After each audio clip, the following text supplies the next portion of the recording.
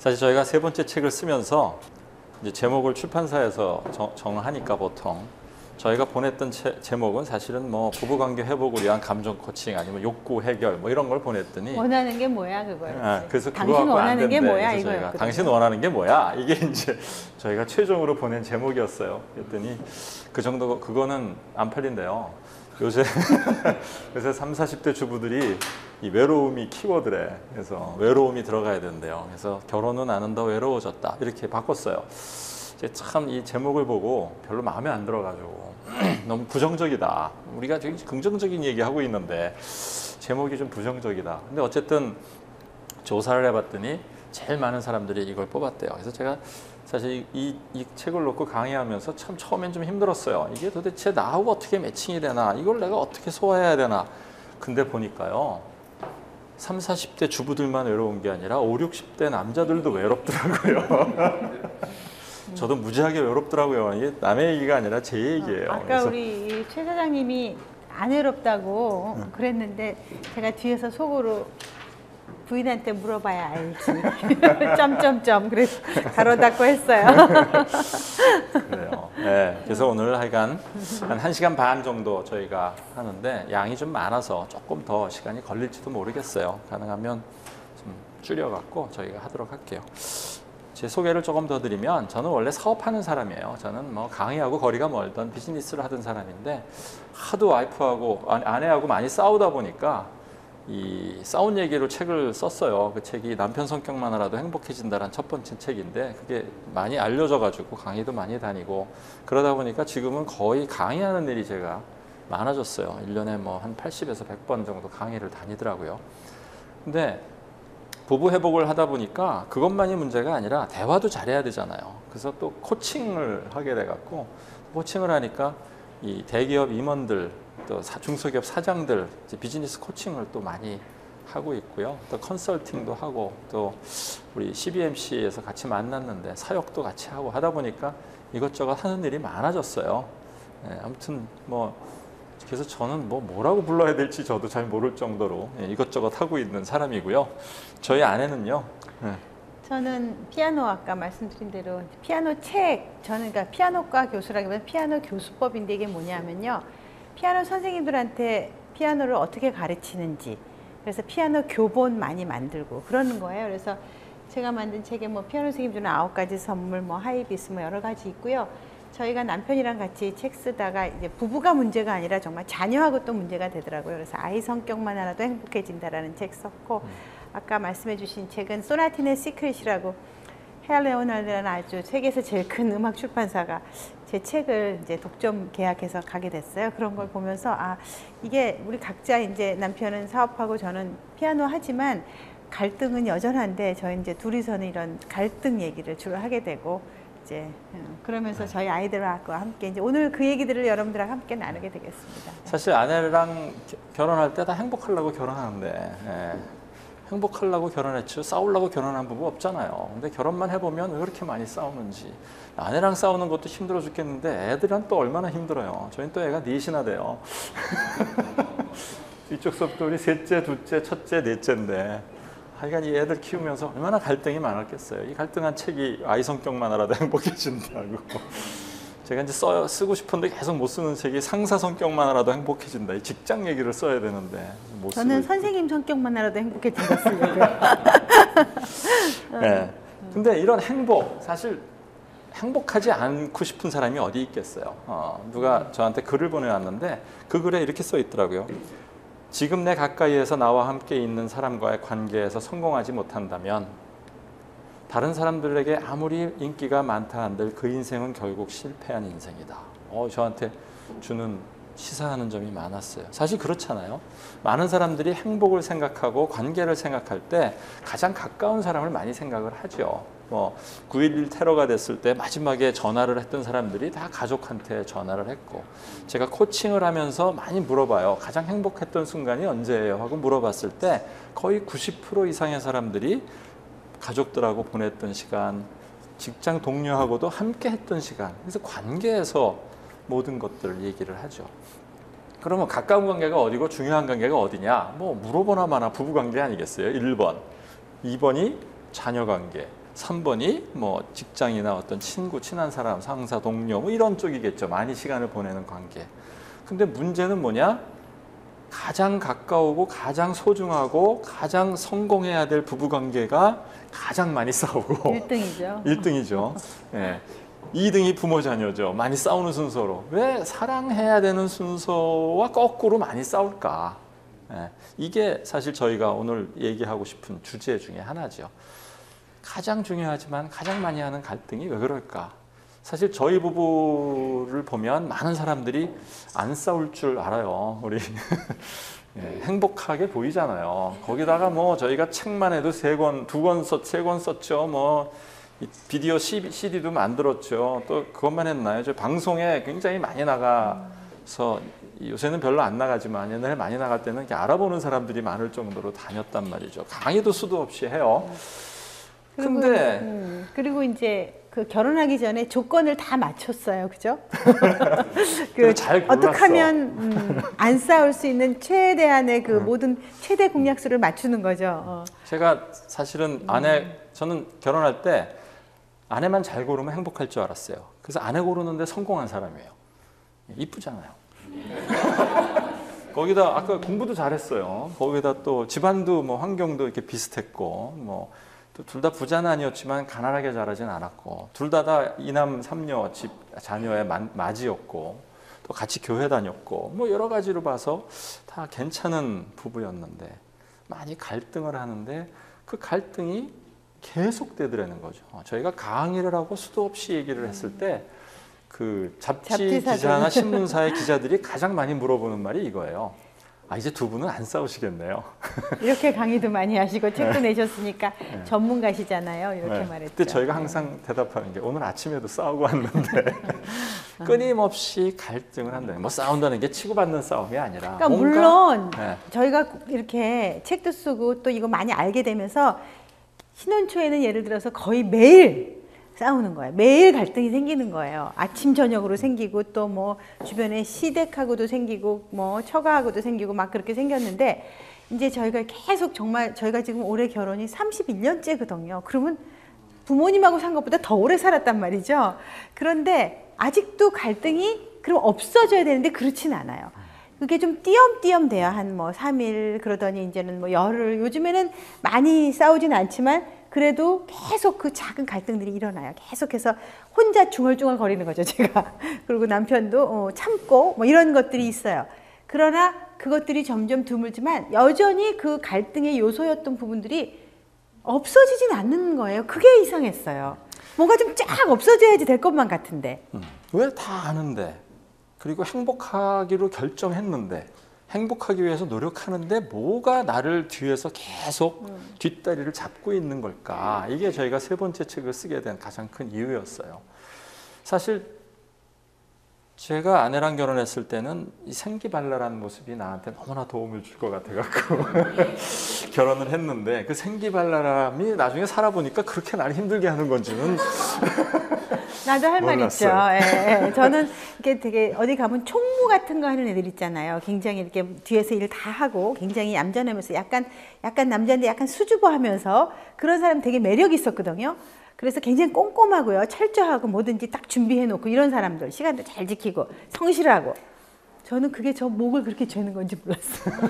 완전 사람 답답하기가 이를 데가 없는 그 그러니까 저희가 가장 많이 싸우는 게 쇼핑몰 같은데요. 같이 이제 데이트도 하고 뭐 쇼핑할 때 제가 같이 가니까 아내랑 같이 있는 거 좋아하니까 그래서 가갖고서 가다가 제가 잠깐 화장실 좀 갔다 올 테니까 좀 기다려라. 그리고 화장실 갔다 오면 아내가 없어져요. 하여간 이 아내는 왜 이렇게 없어지는지 내 기억은 찾아다닌 기억밖에 없어.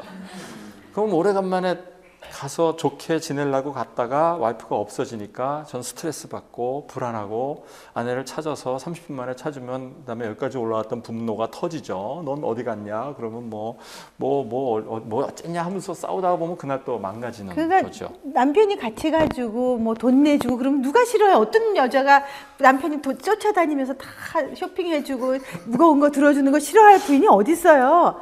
문제는요. 쫓아다니면서 여보 이 모자 어때? 그런 걸 고르냐? 이런 거죠. 그 다음에 제가 이거 산다 그러면은 그건 또 왜 사냐고 집안에 쏟아지는 게 물건인데 제가 1+1 같은 거 보면 너무 사고 싶잖아요. 당연히 있더라도 그건 그럴 때 사놔야지 나중에 어차피 소모품이니까 절대로 못 사게 하는 거예요. 그리고 계속 제가 어디 좀 가자 그러면 딱 못 가게 이 느낌 있잖아요. 제가 이렇게 팔을 끌면 그러니 같이 가고 싶겠느냐고요. 그러니까 그런 아니 할 말 좀 더 있는데요.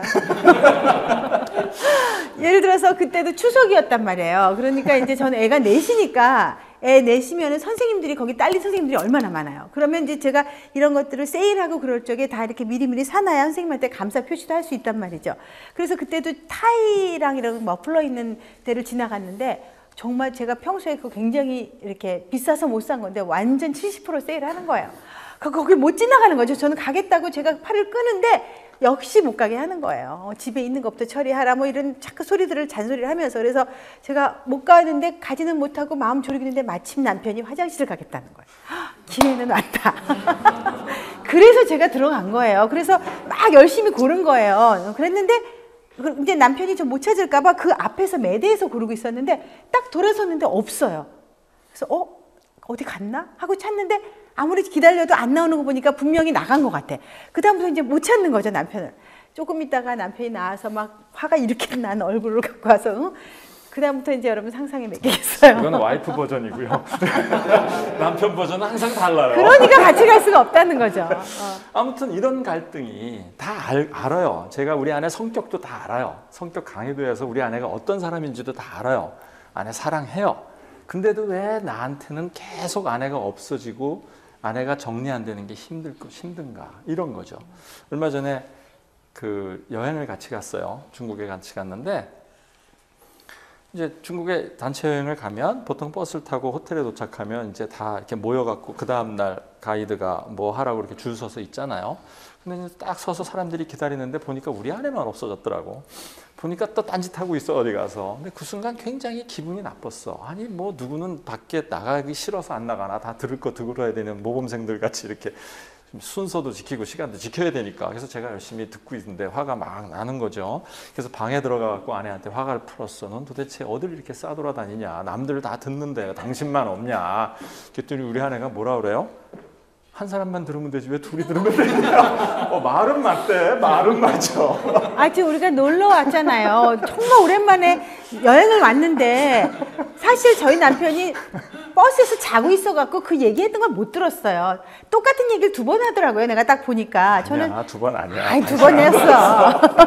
그래서 내가 딱 보니까 눈치가 똑같은 얘기 또 하는구나. 또 확인시키려고 하는구나 하고 사람들 줄 딱 세놓고 이렇게 얘기하는 거야. 그래서 제가 그러면은 남편이 들으면 되니까 난 저거 남편 못 들었으니까 들으라고 하고 그리고 저는 그 옆에 로비에 이제 중국 가면 또 새로운 것들이 있으니까 막 이제 보고 있었던 거죠. 근데 그 모습이 너무 못마땅했던 거예요. 뭐 초등학생처럼 줄 서갖고 거기 줄을 서서 있었어야지 됐는데 그렇지. 그랬는데 그게 안 됐는데 들어오자마자 화를 내더라고요. 너무 깜짝 놀랐어요. 그게 왜 화가 나는 일인지. 그쵸? 아니 이게 화날 일 아니에요. 그러니까 껌껌이 그런 문제로 계속 걸리는 거예요. 그러니까 뭘 못해 남편하고 그러니까 제가 자꾸 떨어지고 싶은 거예요. 남편은 자꾸 같이 가고 싶어 하는데 전 옆에만 있으면 계속 저를 이렇게 뒤에서 잡아당기니까 이렇게. 연애할 때는 별로 안 그랬었는데 결혼을 하고 나면 왜 모든 행동과 사건에서 나타나는 결과가 나를 힘들게 할까? 이게 굉장히 힘들었어요. 저희가 연애할 때, 우리 옛날 연애할 때 사진이지만 사랑하는 감정이 서로 사랑하니까 이 여자랑 결혼하면 내 인생이 해결될 것 같은 느낌에 사랑이 넘쳐서 결혼을 하죠. 그리고 어떻게 생각해요? 결혼만 하면 2배로 행복할 줄 알았죠. 특히 여자분들은 더 하죠. 결혼하면 2배로 행복할 거라고 생각을 했는데 실제로 해봤더니 현실이 그렇지 않더라는 거죠. 그래서 저 부케가 이제 그다음 저 부케 저렇게 들고 있잖아요. 저 부케를 얼굴을 가려버리는 그 표지예요. 너무 보고 싶지 않은 거예요. 보고 싶지 않고 눈물을 흘리는 거죠. 저 뒤에는. 왜 외로워질까? 결국은 우리가 행복하기를 기대했는데 그 행복에 대한 기대치가 무너지는 거죠. 그럼 행복이 뭔가? 사전을 찾아봤더니 이렇게 써 있어요. 생활에서 충분히 만족과 기쁨을 느끼어 흐뭇함 또는 그러한 상태라는 거죠. 뭔가 만족과 기쁨을 느끼는 것이 있어야 행복한 거죠. 다시 얘기하면 내가 원하는 것, 그것이 충족이 돼서 만족하거나 즐거워야 돼요. 항상 내가 원하는 게 있는데 그 원하는 게 해결이 돼야지 행복해지는 거죠, 사실은.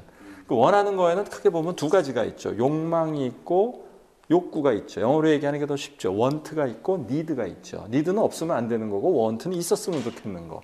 근데 need보다는 want가 더 바깥에 있죠.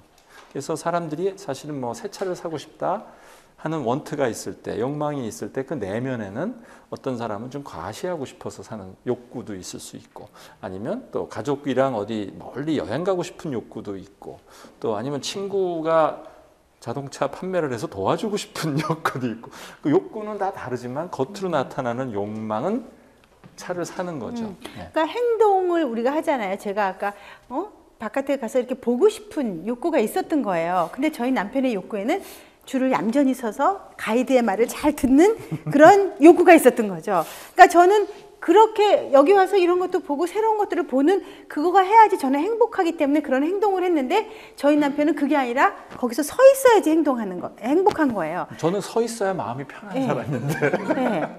저는 새로운 것을 보고 즐겨야지 마음이 편한 사람이고요. 남편만 쫄쫄쫄 쫓아다니면서 그거 하면 그게 무슨 여행이라는 거죠. 그러니까 우리 내면 안에 어떤 욕구와 욕망이 있나면 이렇게 남들이 줄 서면 다 같이 줄 서는 게 편한 욕구가 저한테는 있고요. 네, 우리 남편한테 난 그런 거 없거든요. 네, 우리 안에는 뭔가 새로운 거 보면 가서 그거 보고 싶은 욕구가 있는 거예요. 근데 이 욕구들이 서로 다르다는 거죠. 그렇죠. 그러니까 근데 그게 그러면 이 여자는 맨날 저런 것만 보고 싶어? 이렇게 얌전하게 줄을 서서 말 잘 들어야지라고 생각하는데, 저희가 맨날 그런 거를 남편한테 지적당하니까 나 왜 이래? 하고선 제가 보니까 그렇게 보는 이유는요. 남편한테 여보, 남편이 그거를 못 봤을 때 예를 들어서 여보 아까 보니까 거기에 그거 살 수 있어. 내가 딱 지나가서 봤는데 거기 그거 있었어 물건이. 라고 정보를 갖다 주고 싶은 제 안에 욕구가 있었던 거예요. 그 욕구가 저를 그렇게 행동하게 만든 거였더라고. 근데 남편은 그걸 보는 게 아니라 겉으로 드러난 행동만을 보면서 자기가 마음에 들지 않는다고 저하고 갈등이 생기는 거더라는 거예요. 결국 부부의 갈등, 인간관계의 갈등은요. 사람들은 겉으로 나타난 행동을 보고 판단을 해요. 근데 사실 그 행동의 근본 안에 들어가면 원하는 게 있고 욕구가 있고 그 내면의 것들이 있는데 그 내면한 것들, 행동을 만들어주는 내면의 것을 보기 시작하면 달라지기 시작한다는 거죠. 그래서 그 내면의 것이 뭔가 이런 것들을 찾아보는 거죠. 아까 얘기했듯이 그 가정의 행복, 부부관계가 네. 굉장히 중요한데 네. 빠졌네 하나가. 등산 아니야. 가정의 행복에서 부부관계가 가장 행복한 관계가 되는 것. 생각만 해도 막 행복한 거죠. 이거 다 해봤잖아요, 연애할 때. 연애할 때 다 해봤어, 우리가. 근데 결혼만 하면 그렇지가 않아요. 밑으로 내려가. 불행해지는 거죠. 그리고 심한 경우에는 파경까지 가죠. 근데 물론 행복의 반대는 불행이지만 행복에서 불행으로 내려가는 과정에 뭐가 있나 봤더니 외로움이 있더라는 거죠. 그러니까 외로움이 들었다 안 들었다 들었다 안 들었다 하는 게 오래되기 시작하면 점점 관계가 나빠지면서 불행해진다는 느낌이 들고 그만 살아야 되겠다는 느낌이 들면서 이쪽으로 가는 거죠. 그러니까 그 어떤 남편이 그렇게 이제 부인하고 이제 화가 나고 갈등하는 이유 중에 하나가, 이 남편은 운동도 하고 이제 나이도 들었으니까 등산을 가고 싶은 거예요. 그래서 걸을 때 혼자 걷지 않고 부인하고 좀 같이 걸어서 건강도 챙기고 대화도 하고 너무 좋은 생각을 하려고 그랬는데 도대체 부인이 안 가는 거예요. 그 남편이 이제 은퇴하신 분인데 제가 코칭을 했어요. 그래서 물어봤더니 문제가 뭐냐. 자기 등산 아내랑 같이 가고 싶은데 부인이 죽어도 안 간다는 거야. 그래서 너무 속상하다는 거예요. 너무 속상하대. 그래서 제가 물어봤어요. 굉장히 그러면서 외롭다고 그랬지. 왜냐면 맨날 혼자 가야지 되니까. 혼자 가고 네. 화나고 점점 이제 밑으로 내려가고 있는 거죠. 물어봤어요. 아내랑 같이 등산 가고 싶은 근본 이유는 뭐예요? 그랬더니 아내랑 같이 시간을 보내고 싶다는 거예요. 결국 그 사람이 등산 가고 싶은 욕구는 뭔가면 아내하고 시간을 보내고 싶은 게 더 컸어요. 거기에 하나 더해서 등산을 가면 건강도 해지는 거가 하나 더해진 거죠. 결국 그 사람이 원했던 거는 등산이 아니라 그 내면에 아내랑 시간을 보내고 같이 건강한 운동을 하는 거였단 말이죠. 그래서 제가 물었어요. 아, 그러면 시간을 함께 보내고 건강하게 되는데 부인이 싫어하는 등산 말고 다른 거 할 건 뭐가 없어요? 하고 물어봤더니 생각을 이것저것 하더니 방법들을 찾더라고요. 그래서 그러면 가서 그 다음부터는 자기가 이제 작전을 바꾼 거지. 밤낮 등산 가자 그랬다가 안 가는 그게 문제가 아니라 가서 얘기하는 거죠. 나는 당신하고 시간을 보내고 싶고 우리가 건강하게 오래 살고 싶은데 나는 등산을 좋아하는데 당신 등산 안 좋아하니까 다른 뭐가 좋은 게 없냐? 그래갖고서 다른 방법을 찾아서 문제들을 해결할 수 있다고 이제 제가 그때 코칭을 해준 기억이 남의 있는데 얘기할 게 아니라 저희 남편이 맨날 그런 거예요. 저보고 골프 안 친다고요. 이제 나이가 들어갔으니까 골프를 좀 같이 쳤으면 좋겠다는 거예요. 그런데 골프 안 친다고 나중에는 협박을 하는 거예요. 당신 계속 그렇게 안 치면 다른 사람이랑 갈지도 모르니까 그때 책임져라. 막 이러면서 그렇게 저희 남편이 그러면서 혼자만 가면은 부부가 같이 오는데 혼자 가면 외롭다고 이러면서 저한테 그렇게 불평을 했었어요. 그러니까 이런 식으로 연애할 때 행복했던 사람들이 외로워지는 이유가 뭐냐 봤더니 크게 두 가지 이유가 있더라고요.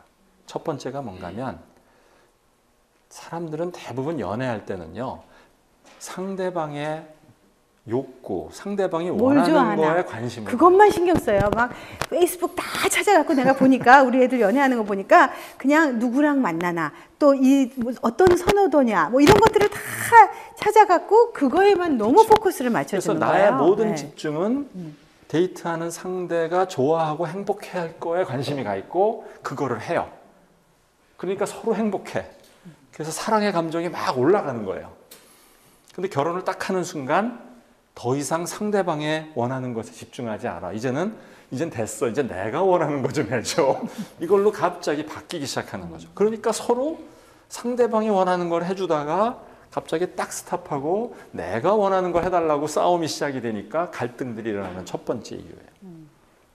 두 번째 이유를 보니까 그래도 잘 가는데 서로 결혼이라는 게 다 너무나 다른 사람들이 만나기 때문에 서로 성격과 장점과 좋아하는 게 다르게 돼 있어요. 그래서 아까 얘기했듯이 제가 좋아하는 것과 제 아내가 좋아하는 게 달라요. 저는 안정감을 원하는 욕구가 있어요. 우리 아내는 자유함을 원하는 욕구가 있어요. 그러니까 어디 가든지 없어지고 싶어 해요. 저는 없어지면 안정감이 깨져요. 그리고 안정감을 내가 갖기 위해서 우리 아내를 내 옆에 같이 잡아두면 우리 아내는 자유함의 욕구가 깨져요. 결국 무슨 얘기인가 하면 다 알아도 서로 욕구가 충돌하기 시작한다는 거죠. 내면에서. 그래서 어쩔 수 없이 둘이 같이 있으면 불행하게도 한 사람의 욕구가 깨지고 있어요. 그러니까 욕구가 깨진다는 건 욕구 불만이 된다는 거잖아요. 좋은 예가요. 저희 남편이 제일 좋아하는 것 중에 하나가 테레비 딱 리모컨 여기다 잡고 테레비 보고 있으면 제가 옆에 딱 앉아갖고 등허리를 긁어주면서 그래서 간식도 먹여주고 그런 걸 최고로 너무 좋아해요. 그거를. 왜냐하면 저는 소속감의 욕구가 있어요. 저는 이렇게 함께 하는 거가 좋아요. 네. 그래서 제가 정말 좋은 건 아내가 내 옆에 앉아서 내가 좋아하는 TV도 보고 약간 아토피도 있어서 등에 가려우니까 긁어주고 그러면 저는 이 세상에서 제일 행복해요. 근데 저희 남편이 제가 좀 같이 보면 저도 재밌어야 되잖아요. 자기 좋아하는 것만 딱 리모컨을 들고서는 자기 좋아하는 프로만 듣는 거예요. 제가 막 지나가면 그거 좀 보자. 그럼 벌써 지나갔어. 못 돌아가. 그러고서 계속 그렇게 하는 거예요. 그러니까 제가 거기 집중을 해주고 싶어도 집중이 안 돼요. 왜냐하면 자기 좋아하는 것만 보고 있으니까. 그런다가 제가 집중을 안 해도 남편 긁어주다가 갑자기 생각이 나요. 남편이 그래도 이렇게 긁어주니까 좋아하는구나 하는 생각이 들면 남편을 사랑이 이렇게 느껴지는 그 마음이 생기면서 어머 내가 아까 오후에 들어오면서 남편 좋아하는 슈크림을 아까 사왔지? 그게 딱 생각이 났어요. 그래갖고 얼른 냉장고에 가서 참 슈크림 있다. 그러고서 제가 들어가서 슈크림을 꺼내요. 문제는 슈크림 있다가 아니라 그냥 없어져요. 마음이 급해서. 그럼 그 순간 나는 같이 이렇게 너무나 아내가 옆에 있어서 황홀한 행복감을 느끼고 있는데 아내가 갑자기 가버리는 거예요. 그 순간 나의 욕구가 깨지죠. 근데 우리 아내가 부엌에 슈크림 찾으러 갔다가 부엌에 보니까 아까 설거지 안 한 게 생각이 나서 또 그거 하고 있네. 그리고 오질 않는 거예요. 그러면 나는 기다리다가 왜 안 와? 그러면 또 아참 그리고 다시 슈크림 사왔더 하고 슈크림 갖다 줘요. 저 사실 슈크림 안 먹어도 돼요. 저 슈크림 먹는 욕구는 없어. 아내가 내 옆에 있는 게 전 더 행복해요. 근데 그렇죠. 우리 아내는 뭔가 주고 싶은 욕구가 있어요. 주고 싶은 욕구에, 그러니까 이제 몰라요. 왜냐하면 다른 사람이니까 우리는. 주고 싶은 욕구에 그거를 말을 하지 않는 거는 서프라이즈를 해주고 싶은 거예요. 좋아하는 거. 그러니까 슈크림을 하다 보니까 옆에 과일이 있어서 그것도 같이 깎아서 갖다 주면 진짜 와 이게 뭐야? 라고 생각하는 거예요. 저같이 좋아할 줄 알고. 그래서 갖다 줬는데 갖다 주기도 전에 벌써 왜 이렇게 안 와? 그리고 신경질이 딱 났더라고 보니까. 그러니까 저는 좋은 거 실컷 갖다 주려고 남편 생각해서 슈크림까지 준비를 했는데 남편은 옆에 있지 않는 것 때문에 참지 못하고 그렇게 화를 내니까 기분이 나빠지는 거예요. 피차간에. 그러니까 저는 남편은 안정감 있는 욕구를 원했지만 저는 그런 충동이 왔을 때 그것을 해서 서프라이즈해서 남편을 기쁘게 해주고 싶은 그런 욕구를 가진 사람이더라는 거죠. 그게 충돌을 해버리는 거죠. 어쨌든 이런 것들이 부부 사이에 사랑의 감정 계좌들이 있는데 인간관계에 감정 계좌가 있다고 그러죠. 이게 올라갔다 내려갔다 하는 거죠. 내가 원하는 것들을 부인이 많이 해주면 제 감정 계좌가 올라가고 그걸 안 해주면 감정 계좌가 빠지기 시작하죠. 부부 사이에 연애할 때는 이런 걸 잘 해주니까 감정 계좌가 막 올라가서 어느 정도 결혼해도 될 것 같다고 느끼는 감정 계좌 수준 이상으로 가면 결혼을 결심하죠. 근데 결혼을 딱 하고 났더니 아까 얘기했듯이 두 가지 이유죠. 상대방이 원하는 것에 집중했는데 이제는 내 거에 원하는 거. 또 하나는 좋아 보였던 상대방의 장점이면 단점이 나를 힘들게 하기 시작한다는 거죠. 이 두 가지 이유가 나와서 기대치가 깨지기 시작하는 거예요. 내가 생각했던 결혼 생활은 이게 아니었는데가 겉으로가 아니라 이 내면 깊숙한 곳에서부터 깨지기 시작하는 거죠. 그리고 그게 뭔지도 잘 모르는 뭔가 불편한 느낌이 나를 계속 잡고 행복하지 않는 것 같은 느낌을 자꾸 만들어주는 거. 그 외로움이죠, 그게. 결국은 원하는 것들이 있었는데 저희 남편이 옆에서 긁어주는 걸 원했고 저는 남편한테 슈크림까지 갖다 주는 걸 원했는데 그게 서로 원하는 것들이 달랐고 또 저희 남편이 옆에서 제가 계속 긁어줄 거라고 기대를 한 거죠. 저는 남편이 슈크림을 갖다 주면 좋아할 거라고 기대를 한 거죠. 근데 그 기대가 하나도 안 맞은 거예요. 그러면서 우리는 서로 좋게 해주려고 그러다가 오히려 서로 화만 나고 그래서 결국 대화도 안 통하는 것 같고 그 다음에 행복하지도 않은 것 같고 그렇게 된 거예요. 그러니까 그 다음엔 뭐예요? 그래 됐어 하고 포기하기 시작해. 포기하고 행복하려고 했던 노력들을 안 하기 시작해요. 해도 안 되니까. 내가 해봤는데 좋은 거 주려고 그랬는데 반응이 안 좋으니까 점점 빼면서 갈등들이 깊어지기 시작하는 그래서 거죠. 저희가 여기서 참 찾았던 굉장히 중요한 단어가 뭐가 있었냐면 기대하는 게 있구나.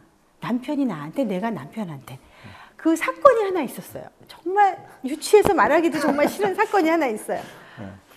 저희 아내한테 누가 쌍화차 선물을 해왔어요. 이렇게 타먹는 거예요. 피곤하신데 이거 드시라고 제가 맨날 레슨하고 그러니까. 맞아요. 이렇게 파우치에 들어가 있어서 쌍화차를 잘 다렸어요. 근데 저 쌍화차 좋아해요. 근데 쌍화차를 좋아하는데 다 남편 주거든요. 부인들이 그렇잖아요. 네. 쌍화차보다 더 좋아하는 게 잣이에요. 전 잣을 너무 좋아해서 잣을 이렇게 그냥 있으면 먹어요. 그러니까 쌍화차가 있으면 한 움큼 집어서 잣을 왕창 넣어가지고 위에 가득 넣고 그걸 먹는 맛이 제일 좋아요. 제가 혼자 끓여 먹을 땐 그렇게 먹어요. 아내한테 제가 쌍화차 좀 끓여달라고 그럴 때는 잣을 갖고 오면 적으니까 더 갖고 오라고 그러고 또 좀 더 넣으라고 그래서 가득 넣을 때까지 내가 얘기를 하죠. 그날 어떤 일이 생겼냐면 이제 남편이 잣을 텔레비 보면서 파우치에 그거를 데워달라고 그래서 이제 제가 냉장고에 넣어놨던 거를 데워야 되잖아요. 보통 데울 때는요 이렇게 그냥 그 전자레인지에다 이렇게 넣으면은 쉽게 데워져요. 그런데 전자레인지 안 좋다는 거 있잖아요. 그러니까 저는 전자레인지가 그러면 약인데 그거 다 없어지면 파괴되면 좋아할 게 뭐가 있어. 그래서 그걸 갖다가 그냥 또 중탕을 한 거예요. 제가 중탕을 해갖고 호호 불어가면서 이거 뜨거우니까 그거를 막 잘라가면서 그것도 또 하나는 싫어하고 두 개 좋아하거든요. 그래서 두 개를 다 끓여갖고 또 자기가 좋아하는 멋있는 그 토기 같은 잔에다가 다 만들어갖고 그다음에 이제 잣을 또 넣어야지 되니까 잣을 갖다가 넣어갖고 갖다 줬어요. 그랬더니 다 기분이 나쁜 거예요. 그러니까 뭐냐면 잣이 이게 뭐야 그러는 거예요.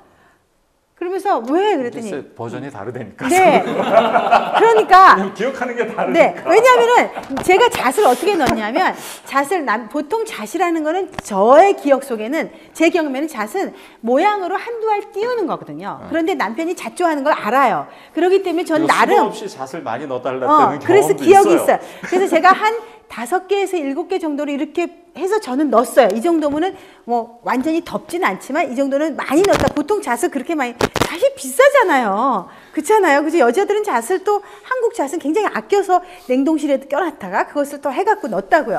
그래서 나름 갖다 줬는데 이게 뭐야 그러는 거죠. 그러니까 제가 잣을 많이 넣으라고 2번, 3번 얘기를 했는데 갖고 온 걸 보니까 한 5개, 6개 있더라고요. 그걸 보는 순간 그날 컨디션도 안 좋았는데 갑자기 여기서 분노가 올라오는 거지.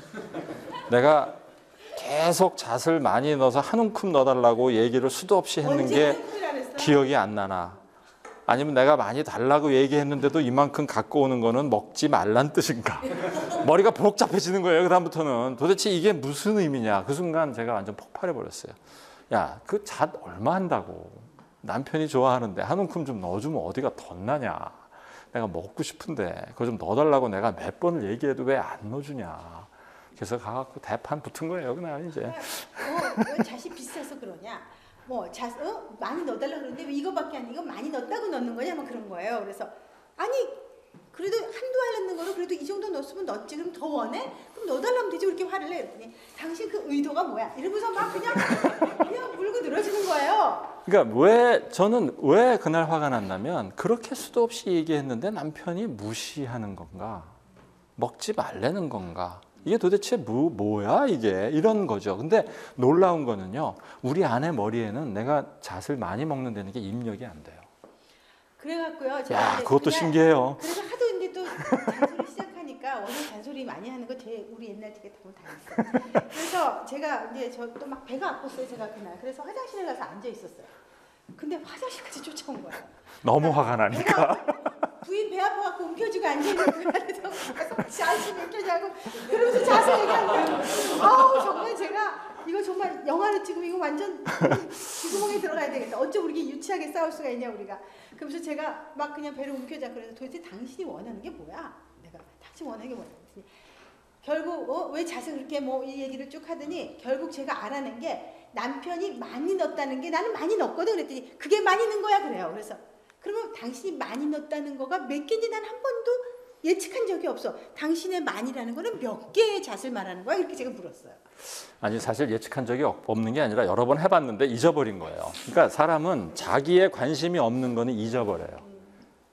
네, 그게 문제예요. 네, 잊어버려. 그러니까 우리 아내는요. 저한테 사랑하는 남편한테 남편은 잣을 원하는데 우리 아내가 원하는 거는 전자레인지에 키지 않고 중탕해서 훨씬 건강한 거 주고 싶은 거예요. 네. 물론 그 마음은 알지만 내가 원하는 건 그거 아니야. 나는 그거 안 해줘도 돼. 난 잣만 많이 넣어주면 돼. 제가 나중에 알게 된 건 잣이 5, 6개가 아니라 한 30개 정도 넣는 거를 원하는 거더라고요. 한 움큼이 그 정도 되더라고요. 나중에 세봤어요. 우리가 싸우고 나서. 이게 잣죽이지? 이게 잣을 키우는 거야 도대체? 중요한 건 이거예요. 상대방이 원하는 걸 잘 모른다는 거예요. 상대방이 수도 없이 얘기했는데 기억이 안 나요. 우리 아내는 내가 잣을 많이 준 경험이 여러 번 있었고 여러 번 그만큼 달라고 그랬고 더 달라고 그랬고 넣은 기억이 많음에도 불구하고 전혀 기억이 없어요. 그리고 남편이 좋아하는 거는 중탕해 주는 거에 좋을 거라고 생각하고 자기의 최선을 다해서 갖다 줬어요. 근데 그거는 나한테는 굉장히 불쾌한 거거든요. 그리고 또 하나 지적해야 될 부분이 뭐냐면 많다 적다 하는 거는 상대적인 거기 때문에 나한테는 많다는 게 한두 개가 아닌 7, 8개가 많은 거라면 남편한테 많다는 거는 한 움큼이라는 이거는 나중에 말했거든. 그러니까 그 한 움큼이라는 거의 20개, 30개 되는 정도의 양을 많다고 보는 거니까 저는 상상을 못하는 거죠. 저의 기준에서는 어떻게 잣죽도 아닌데 그렇게 잣을 많이 넣어? 라고 생각하는 거죠. 네. 물반 잣반 이런 거죠. 넣어봐. 그렇게 많이 안 써. 위에만 살짝 넣어. 어쨌든 여기가 말이 길어졌는데 이렇게 나가다가 오늘 밤새도 한다는데 이거. 기본 욕구가 뭔지를 아는 게 너무너무 중요하다. 우리가 이 얘기를 하고 싶어서 여기까지 온 거예요. 사실 그리고 기대치를 전혀 모든 모른다. 사람에게는 자기가 원하는 욕구가 있는데 그게 뭔지도 잘 모른단 말이에요. 그리고 그게 안 충족됐을 때는 기분이 나쁜 거예요. 그러니까 뭔지 얘기도 못하면서 상대방이 해준 거가 양이 안 차면 화가 나기 시작하는. 그래서 그거를 찾아가는 게 오늘 우리가 해야 될 숙제라는 거죠. 그 기본 욕구는 뭔가? 이거는 물과 공기 같은 거예요. 그래서 이건 없으면 죽어요. 모든 사람에게는 욕구들이 있어요. 진짜 여러분이 자기 걸 찾으셔야 돼요. 저한테는 안정감이 굉장히 중요한 욕구예요. 이 안정감이 깨지면 저는 굉장히 힘들어져요. 근데 우리 아내는 정리 안 하는 거에 대가예요. 그러다 보니까 아내랑 같이 산다는 거는 안정감이 없는 집안 환경에서 살아야 되는 거예요. 그러니까 저는 항상 어딘가가 불안하고 불편한 마음이 있더라고요. 내가 왜 그렇게 짜증이 나고 왜 그렇게 화가 나는가를 봤더니 나의 가장 기본 욕구인 안정감의 충족이 항상 안 되고 있었더라는 거죠. 그 안정감에 반대되는 게 정리를 안 하는 게 아니고 충동에 자유롭게 반응하는 저의 욕구가 첫 번째 욕구거든요. 그러니까 저라는 사람의 성격은 안정감이 아니라 새로운 것을 볼 때 그것을 자유롭게 반응하고 싶은 그런 욕구를 갖고 있는 거예요. 그러니까 제가 그런 자유로운 욕구를 발휘하는 순간 저희 남편의 안정감은 그 순간 깨어버리고 저희 남편이 안정감을 저한테 뒤집어 씌우는 순간 저는 옥죄인 것 같은 느낌을 받게 되는 거고, 그러니까 둘이 같이 자기의 원하는 것을 하는 순간 충돌이 생긴다는 게 문제인 거예요. 이 가장 아까 기대치를 얘기했는데 사랑한다면 당연히 상대방이 내 욕구를 채워줄 거라고 기대를 해요. 그래서 결혼했기 때문에 당연히 채워줄 것 같은데 안 채워주는 것 같은 게 화가 나기 시작하는 거예요. 더 끝내주는 건 뭔가 하면 아까 얘기했지, 모든 사람은 자기 욕구만 알기 때문에 상대방도 나하고 똑같은 걸 갖고 있을 거라고 생각해서 내가 원하는 걸 줘요. 우리 아내가 원하는 걸 날 줘. 근데 나는 그게 원하는 게 아닌데. 그렇죠. 그러니까 저는 쇼핑 따라하는 거 싫어요, 남자가. 쫓아다니면서 잔소리하는 남자 누가 남편, 나는 혼자 가고 싶어요. 근데 우리 남편은 극구이 따라가 주세요. 따라가 와서는 그다음부터 잔소리가 시작이 되는 거죠. 아니, 당신이 잘하면 잔소리 안 한다니까. 그러니까 남편은 저를 사랑하기 때문에 저를 따라와 주는 거예요. 같이 해주려고. 근데 저는 그 순간 구속이 되는 거예요, 남편한테. 그래서 저는 그게 싫은 거예요. 근데 이 기본 욕구의 마지막 특징이 하나 있어요. 이거는요, 채워지지가 않아요. 끝까지. 뭔가 2%가 부족해요, 항상. 그래서 이게 영적인 부분으로 채워야 될 부분이 있어요, 여기에는. 왜냐하면은 어차피 내 게 아니잖아요. 나는 안정감이란 욕구를 별로 좋아하지도 않고, 안정감의 소속감, 남편이 갖고 있는 몇 가지 이제 저희가 소개해 드릴 텐데, 그런 그 갖고 있는 특징들인데, 그거는 저한테는 왼손 같아서, 저는 오른손잡이인데 왼손 같아서 아무리 잘해도 오른손같이 능수능란하게 쓸 수가 없어요. 남편도 마찬가지예요. 그러니까 제가 아무리 잘해줘 봤자 우리 남편의 자기가 잘하는 그 오른손만큼 할 수가 없는 거예요. 그러니까 저는 예전에 지금 남편 성격만 알아도 행복해진다는 책에서도 고백한 게 뭐였냐면, 제가 7년째 됐을 때 남편 보고 그만 살자 그랬어요. 여보, 나는 당신한테 못 맞추겠어. 당신이 원하는 기준이 있는데 난 아무리 그거를 맞추려도 당신은 너무 높은 것 같아서 나는 그 기준에 도저히 못 맞추겠으니까 당신 원하는 그 조신하고 당신 원하는 그 완벽한 여자 만나서 살든지 말든지 하고 나는 가버릴 거야. 제가 그랬어요. 너무 좌절이 돼요. 저희가 첫 번째 책을 썼을 때는 성격만 이해하면 해결이 될 줄 알았어요. 근데 보니까 그 성격 내면에, 행동 내면에 그 사람을 움직이고 있는 것들이 서로 다르다는 게 나를 발을 잡고 우리에게 힘든 갈등을 더 많이 주고 있다는 걸 깨닫게 된 거죠. 욕구에는 굉장히 많은 얘기가 있어요. 뭐 세상에 정말 많은 욕구들을 얘기를 하지만 중요한 거는 그 욕구 중에서 내가 정말 원하는 걸 여러분들이 찾으셔야 되는 게 굉장히 중요한 거죠. 뭐 쉽게 얘기하면 불교에서는 5가지를 얘기하죠. 제일 밑에가 수면욕, 식욕, 성욕, 물질욕, 재물욕 이렇게 얘기해서 이걸 버려야지 행복해진다 뭐 이런 얘기를 하죠. 근데 이 욕구는 되게 재밌어요. 큰 욕구가 작은 욕구를 우선해요. 무슨 얘기인가 하면 수면욕이 클 것 같아요? 식욕이 클 것 같아요? 수면력. 그렇죠. 뭐 그건 테스트 해보면 돼요. 3일 굶기고 3일 잠 안 재운 다음에 이부자리 깔아놓고 밥상 차려놓고 뭐 할래? 그럼 다 자요. 그러니까 욕구가 큰 쪽으로 사람들은 움직이게 돼 있다는 거예요. 그래서 우리가 코어 니드를 자꾸 나의 내면의 깊은 욕구를 찾아가는 것들이 중요한 거예요.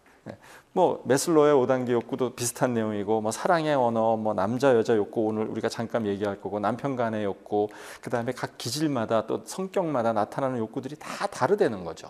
그래서 오늘 저희가 이 부분에 대해서 간단하게 설명을 하고, 사실 많이 알았다는 거가 뭐가 중요한가 하면 내 걸 찾는 데 도움이 되는 거죠. 여기서 과연 나한테 정말 나를 움직이고 있는 욕구가 뭔가, 이걸 찾아야 내가 행복해지는 거죠. 내 것만 찾아서 되나요? 아니요. 배우자 것도 찾아야죠. 그래야지 서로 주고받고가 되겠죠. 예. 그래서 이제 첫 번째 우리 욕구로 이제 넘어가 보죠. 예. 남자와 여자의 욕구가 달라요. 뭐 성경 얘기지만 남자와 여자가 욕구가 다른 이유는 이 만들어진 목적이 달라요. 예. 남자가 만들어진 이유는 성경에서 에덴 동산 지기로 만들었죠. 그래서 남자한테는 일을 줬어요. 그래서 남자는 일 중심이에요. 어쨌든 여자들보다는. 물론 여자들도 일을 하죠. 저희 아내도 일을 하지만 남자들은 여자랑 비교해서 일 중심적이에요. 여자는 왜 만들어졌냐면 그 남자가 에덴 동산에 있는데 외로워 보여서 외롭지 말라고 만들어줬어요. 그게 이브예요. 그러니까 여자는 그러다 보니까 관계 중심이에요. 그래서 여자도 일을 하지만 여자는 아무래도 남자보다는 관계가 더 중요한 사람들이죠. 그러니까 여기서부터 이제 갈등들이 시작이 돼요. 예를 들어서 남자가 일 중심적이고 과업 중심적이라는 거는 남자한테는 과업이 먼저 보인다는 거예요. 일이. 그러면 이제 결혼을 해요. 연애를 해요. 그럼 연애를 시작하게 되면 남자는 결혼 프로젝트를 돌려요. 결혼 프로젝트, 결혼이 과업이에요. 그래서 결혼 프로젝트가 언제 끝나요? 올 매진해갖고 모든 노력을 해서 결혼 프로젝트가 언제 끝나냐면 결혼식 날 끝나요. 그리고 남자들은요 과업지향적이기 때문에 끝난 프로젝트는 더 이상 돌아보지 않아. 새로운 프로젝트를 향해 가야 돼요. 그래서 결혼식이 딱 끝나는 날 이제 끝났어. 여자를 위해서 그동안 열심히 해줬기 때문에 이제 이건 끝났고 이제는 더 새로운 과업을 향해서 찾아가야 되는 거예요. 그런데 여자는 관계지향적이에요. 그래서 과업이 여자는 결혼 연애할 때 계속 재요. 이 남자가 맞을까 재다가 결혼식 날 걸어 들어가면서도 정말 내가 행복해줄 남자일까 고민하다가 결혼식이 딱 끝나는 날 그래 이제 행복하게 살아야지. 그리고 결혼 프로젝트를 시작해. 마음을 정하고 이제 하기로. 행복하게 살려고 노력을 하고 프로젝트가 시작되는 남자는 이미 떠났어요. 갈등이 시작이에요. 남자들은 과업을 좋아해요. 과업을 좋아하기 때문에 과업을 좋아한다는 건 뭔가 하면 더 큰 과업에 관심이 있어요. 그래서 더 큰 일 하고 싶어요. 더 새로운 거 하고 싶어요. 그래서 항상 새롭고 항상 큰 일 찾아서 다녀요. 여자들은 그게 이해가 안 돼. 그런 게 뭐가 중요해? 나랑 같이 있는 게 좋은데. 옛날에 사냥을 해도요. 토끼 매일 잡아와서 먹으면 되는데 토끼가 양이 안 차. 야, 내가 일주일 나가서 코끼리 잡아온다. 딱 그리고 일주일 나간다니까. 그 집에 안 와요. 그리고 일주일 만에 딱 들어가고 코끼리 딱 내려놓으면서 야, 코끼리 먹어. 하면서 폼 잡는데 부인은 관심이 없어. 남자들은요. 큰 일을 하고 가장 원하는 게 뭔지 아세요? 칭찬 듣고 싶어요. 과업 중심이라는 거는요. 그 과업 잘했다고 인정받고 싶어요. 그래서 큰 코끼리 잡아오면 토끼 잡아올 때마다 한 100배는 칭찬 들어야 돼. 근데 관계 중심인 부인은요. 매일 자기랑 같이 토끼 잡아주고 노는 관계 해주는 남편이 더 좋지 코끼리 잡는다고 일주일 만에 들어오는 남편 별로야. 그래서 칭찬을 안 해. 그러니까 남편 욕구 불만, 부인 욕구 불만, 갈등들이 쌓여나가기 시작하는 거죠. 이 과업지향적이고 관계지향적인 것들 이게 굉장히 중요해요. 얼마 전에 강의를 한번 했더니 부인이 그러더라고요. 자기는 자기 남편이 일을 그렇게 중요하게 생각하는지 몰랐대요. 당연히 모르죠. 여자한테 일은 별로 중요하지 않아요. 대부분 일을 안 하는 부인들은요. 남편이 무슨 일 하는지도 잘 몰라. 그냥 뭐 하는 것 같은데 뭔지 정확하게 몰라. 그리고 아예 관심도 없어. 물론 사랑하니까 다 알고 싶어는 하지만 일에 관심이 있는 건 아니에요. 사람한테는. 얘기도 안 해주잖아요. 그 사람한테 관심이 있지 일에는 관심이 없게 되는 거죠. 남자는 사냥할 때서부터 시각이 발달하고 후각이 발달했대요. 그래서 잘 봐요. 여자는 집을 지켜야 되니까 청각이 발달하고 촉각이 발달했대요. 그래서 남자는 아름다운 걸 보면 눈이 돌아가게 돼 있어요. 저희가 그 옛날에 인터넷에 CGN TV에 강의를 하고 거기 이제 댓글에 상담을 올렸어요. 이렇게 써 있어요. 결혼한 지 1년 반 됐습니다. 첫 아이를 낳고 남편이랑 처음으로 외출을 했는데 옆에 아름다운 여자가 지나가니까 남편 얼굴이 돌아가는데요. 이 남편이랑 계속 살아야 될까요? 저한테 물었어요. 그래서 제가 다 답을 보냈어요. 굉장히 건강한 남편과 살고 계시는군요. 남자는 아름다운 걸 보면 돌아가게 돼 있어요. 여자는 이해가 안 돼요. 여자는 안 들어가니까. 여자는 청각이 발달해 있어요. 그래서 여자는 다정한 애정 표현을 부드럽게 해주는 것들을 더 좋아하지, 이건 시각의 아름다움 별로 좋아하지 않아요. 이런 것들이 남자 여자의 차이예요. 대부분 그래요. 이게 100%는 아닌 것 같아요. 왜냐하면 제가 저 얘기를 항상 들으면 나 시각인데 그런 생각할 때 있거든요. 그리고 저희 남편은 오히려 청각일 때인 것 같고요. 그러니까 저희는 이런 그 대부분의 세상에서 말하는 사회적인 남성성, 여성성이 있어요. 남자는 씩씩하고 뭐 돌격하고 뭐 큰 거 좋아하고, 여자는 관계조용하고 뭐 아이들과 이렇게 여성성이 있는데, 저희는 이제 얘기하겠지만 그렇지가 좀 않았다는 거예요. 그래서 더 갈등이 많았던 것 같아요. 저는 그래요. 이 남자 여자는 이 정도면 뭐 대충 이해가 되시죠? 남편과 아내 결혼을 하면 또 원하는 게 달라져요. 뭐 같은 맥락이지만 아내가 남편한테 원하는 따른 거죠. 1, 2, 3, 4, 5 등 중에서 5가지 욕구가 있어요. 원하는 게 있어요. 그게 뭔가면, 아내들은 가사에 관심을 갖고 내가 그래도 작은 수고, 나도 수고했거든요. 인정해주고 작은 일, 처가와 자녀들에게 좀 관심을 가져달라고 얘기를 해요. 근데 아까 얘기했죠. 큰 과업과 새로운 과업을 좋아하는 사람한테 가사 일은 이건 일이 아니야. 그러니까 우린 이런 거 할 수 없어. 코끼리 잡아오면 쓰레기 안 버리러 가더라고요. 우리 쓰레기 버리는 거는 정말 이거 중요하지 않은 일 하는 거 너무 싫어. 우리 더 큰 일 해야 되는데, 오늘 큰 일하고 왔기 때문에 집에서 푹 쉬고 내일 나가서 더 큰 일을 해야 되는데, 정말 짜증나는 거 자꾸 시키는 거야. 아주 미치겠어. 이 남자들이 힘든 거예요. 근데 여자는 그걸 원한다는 거예요. 자기도 일을 했어요. 근데 남자가 보기에, 야, 그게 뭐가 일이냐. 그건 일이 아니야, 남자가 보기에는. 그러니까 그거는 뭐, 야, 그건 누구나 다 하는 거 아니야. 뭐 이렇게 되는 거예요. 그러니까 부인은 화나기 시작하는 거죠. 그러면 남편은 뭘 원하겠어요? 존경과 칭찬을 원하죠. 집에 딱 들어오면, 코끼리 잡아왔으니까 목에 힘 빡 주면, 서방님 바깥에서 큰일 하시느라고 얼마나 수고 많았어요. 내일 또 큰일 하나 나가셔야 되니까 오늘 푹 쉬시죠. 그래서 막 칭찬해주고 인정받고 싶은데, 하여간 이 세상에서 남편 칭찬 제일 안 해주는 사람이 부인 아니에요.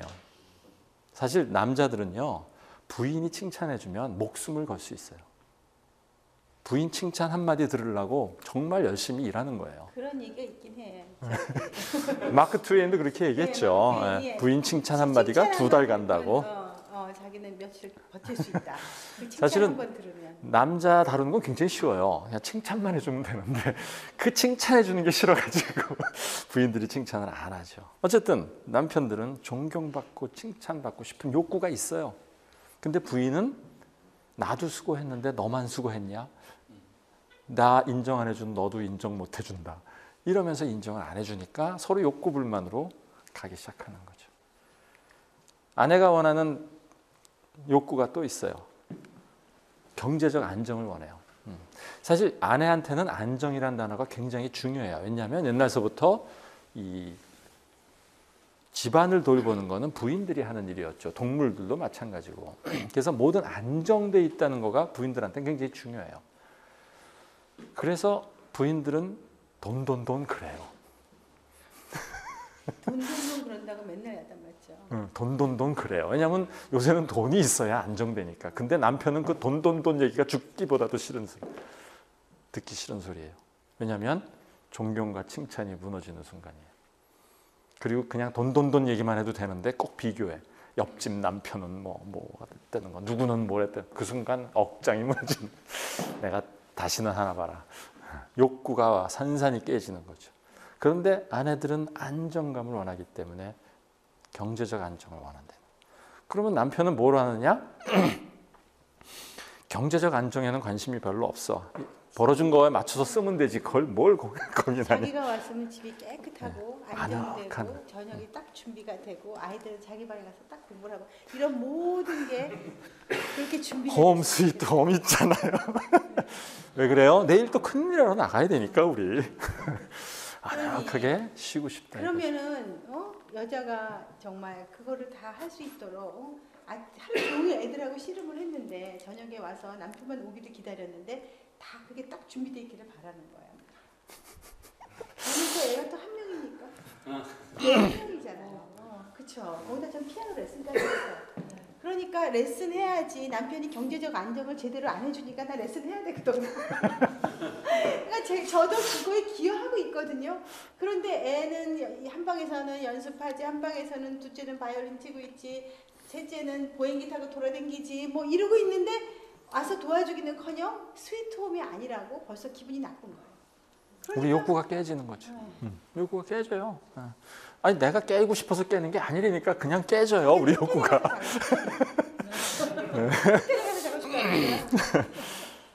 아내가 원하는 좀 더 큰 욕구가 있어요. 신뢰예요. 결국 같은 개념이에요. 안정감이에요. 여자는 경제적인 안정, 남편을 신뢰하는 안정을 원해요. 그래서 제가 가끔 하는 일 있잖아요. 제가 남편 그 코드를 알아요.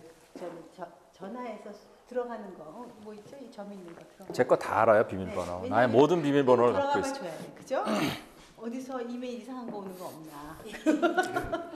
그래서 제가 가끔 카톡에도 한번 들어가봐 주고 그래서 뭐가 잘 문제 없이 다 왜냐면 워낙 강의들 많이 하고 다니니까 또 이렇게 머리 휘어진 건 남자들이 더 멋있다고 생각하면 안 되니까 제가 다 체크를 좀 해줘야 되거든요. 그래서 그랬는데 그럼 막 이거 왜 막 만지냐고 막 그래요. 그러면서도 흐뭇해하는 거예요, 자기가. 흐뭇해하는 게 아니라 자신감이죠. 근데 신뢰 항상 그게 너무 중요하니까. 여자는 신뢰를 원하는데 남편은 뭘 원하느냐? 아름다운 외모를 원해요. 아까 얘기했잖아요. 남편은 시각적이라고요. 아름다운 외모, 멋있는 외모를 부인들이 원하지 않아요. 남편은 근데 그걸 원해요. 원한다니까요. 내면에서부터 그게 원하는 게 올라와요. 이게 뭐 우리가 그러고 싶어서 그런 게 아니라 내면의 욕구란 말이죠. 남자들은. 그래서 여자들이 치장을 하죠. 전 항상 강의할 때 부탁해요. 치장해라. 부인들이 더 이쁘게 가능하면 아름답게 성형수술하라는 게 아니죠. 나이에 맞는 아름다움이 있잖아요. 그거를 해야죠. 우리 안에 아름다운 얘기하면 수술 생각하는데 그게 아니라 처지잖아요. 그게 아니죠. 왜냐하면 20대랑 경쟁하면 못 이기죠. 그거는 안 되죠. 50대가 가질 수 있는 우아함과 아름다움이 있는 거니까 그걸 원하는 거지 남편들이 무슨 20대 그걸 원하는 건 아니죠. 그럼 이렇게 걸그룹을 좋아해? 이쁘잖아. 여자가 아내가 원하는 또 하나는 대화의 짝을 원해요. 사실 여자는 대화하는 걸 좋아하죠.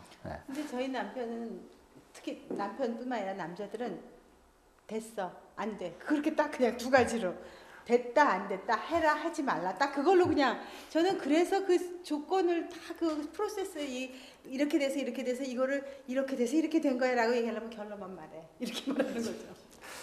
저는 하여간 우리 아내 전화하는 거 보면 너무 신기해요. 그 간단한 얘기를 어떻게 1시간을 얘기를 하는지 모르겠어. 그냥 간단하게 저는 5분이면 될 얘기를 1시간을 해요. 그리고 모자라서 만나서 나머지 얘기해. 근데요 여자들은요 대화를 원해요. 여자는 기본적으로 한 2만 단어를 얘기해야 영혼이 자유로워진다고 그래요. 근데 남자는요 한 6천 단어, 7천 단어 쓰면 뇌에 경직이 일어나서 더 이상 뇌가 안 움직인대요. 그 정도 단어는 다 바깥에서 쓰고 들어왔어. 저 남자는 더 이상 대화하기도 싫어요. 그냥 아늑한 가정 환경에서 아름다운 외모 아내가 자기 서빙해주고 홈 스위트 홈이니까 이게 꿈인데 전혀 얻어지지 않는. 남편은 뭘 하느냐 원하냐 봤더니 대화의 짝이 아니라 취미 활동의 짝을 원해요. 같이 운동하고 싶어요. 같이 나가고 싶어요. 근데 부인이 또 죽어도 안 가. 그러니까 속상해요. 그런데 정말 이게 정말 그렇던 게 제 남동생이 결혼하는데 그 여자 대상의 그 조건에 운동 같이 하는 여자라고 그러더라고요. 그래서 운동 같이 하는 여자가 결혼에 뭐가 중요해? 내가 그랬어요. 그건 여자 생각이에요. 남자는 취미 활동을 같이 하고 싶어요. 그런데 정말 운동선수랑 결혼을 했어요. 운동선수랑. 그런데 너무 좋아하는 거예요. 그래서 제가 야 이게 다르구나. 원하는 게 다르다는 거예요. 그거를 이해하지 못하면 상대방이 원하는 걸 해줄 수가 없어요. 아내가 원하는 가장 중요한 것, 가장 정말 원하는 건 뭐냐? 사실은 자상한 애정 표현을 원해요. 여자는 이 자상한 애정 표현만 들으면 모든 것들이 행복해지고 모든 것들을 다 남편을 위해서 할 수 있는데, 이 남편들은 이 자상한 애정 표현이 참 힘들어요. 왜냐하면 너무 작거든. 장미꽃도 우리는 한 100송이 사다 줘야지 폼이 나는데, 부인은 한 송이 사다 주나 100송이 사다 주나 점수가 똑같아. 이 계산법이 다른 거 아시죠? 남자들은요 보통 존 그레이가 얘기했죠. 남자들은요 집 한 채 사주면 한 50점 딴 줄 알아요. 좋은 아파트 거기다 차, 외제차 하나 딱 사주면 30점, 거기다 월급 꼬박꼬박 갖다 주면 20점, 거기다가 외식도 자주 해주고, 그럼 벌써 100점을 넘었어. 야, 이런 남편이 세상에 어딨냐. 한 120점 돼 내가. 그래서 목에 기부스 내고 다니는데, 부인은 점수가 다르다니까요. 건당 1점이에요. 집도 1점, 자동차도 1점, 월급 갖고 온 것도 1점 하니까 다 합하면 20점, 뭐 밥 사준 거 다 해봐야 30점, 킥해야 40점인데 이게 40점짜리가 지가 120점짜리인 줄 알고 있는 거예요. 이게 갈등이 생겨요. 이제부터는 꽃도요 그냥 나눠서 갖다 주세요. 하나, 내일도 하나, 하나. 그냥 가서 설거지하고 있으면 여보 수고해 하고 뒤에서 껴안아주고. 말만 하는 게 아니라 그냥 쓰레기 한번 버려주고 애들 한번 미리 재워주고, 토요일날 한 번만 애들 보고 나갔다 오라 그러고. 제가 강의하면서 다녀보니까 자기 토요일 하루만 좀 아이들 좀 봐주고 자기 좀 나갔다 오게 해줘. 그게 소원인 부인들이 많더라고요 보니까. 그러니까 그런 걸 원하는 거예요. 뭐 갑자기 집 한 채가 아니라 뻔히 경제 사정 아닌데 뭐 갑자기 몇백만 원짜리 가방을 사달라는 게 아니라 그냥 토요일 한 번 자유를 줘. 뭐 이런 거죠. 그런 건 우리 자기 양이 앉아. 자기만 그냥 공부해달라고 그러고 말하는 거잖아요. 네. 그래서 아내가 가장 원하는 건 자상한 애정 표현이에요. 반면에 남편이 가장 원하는 건, 물론 이건 미국 통계지만 성적 만족이에요.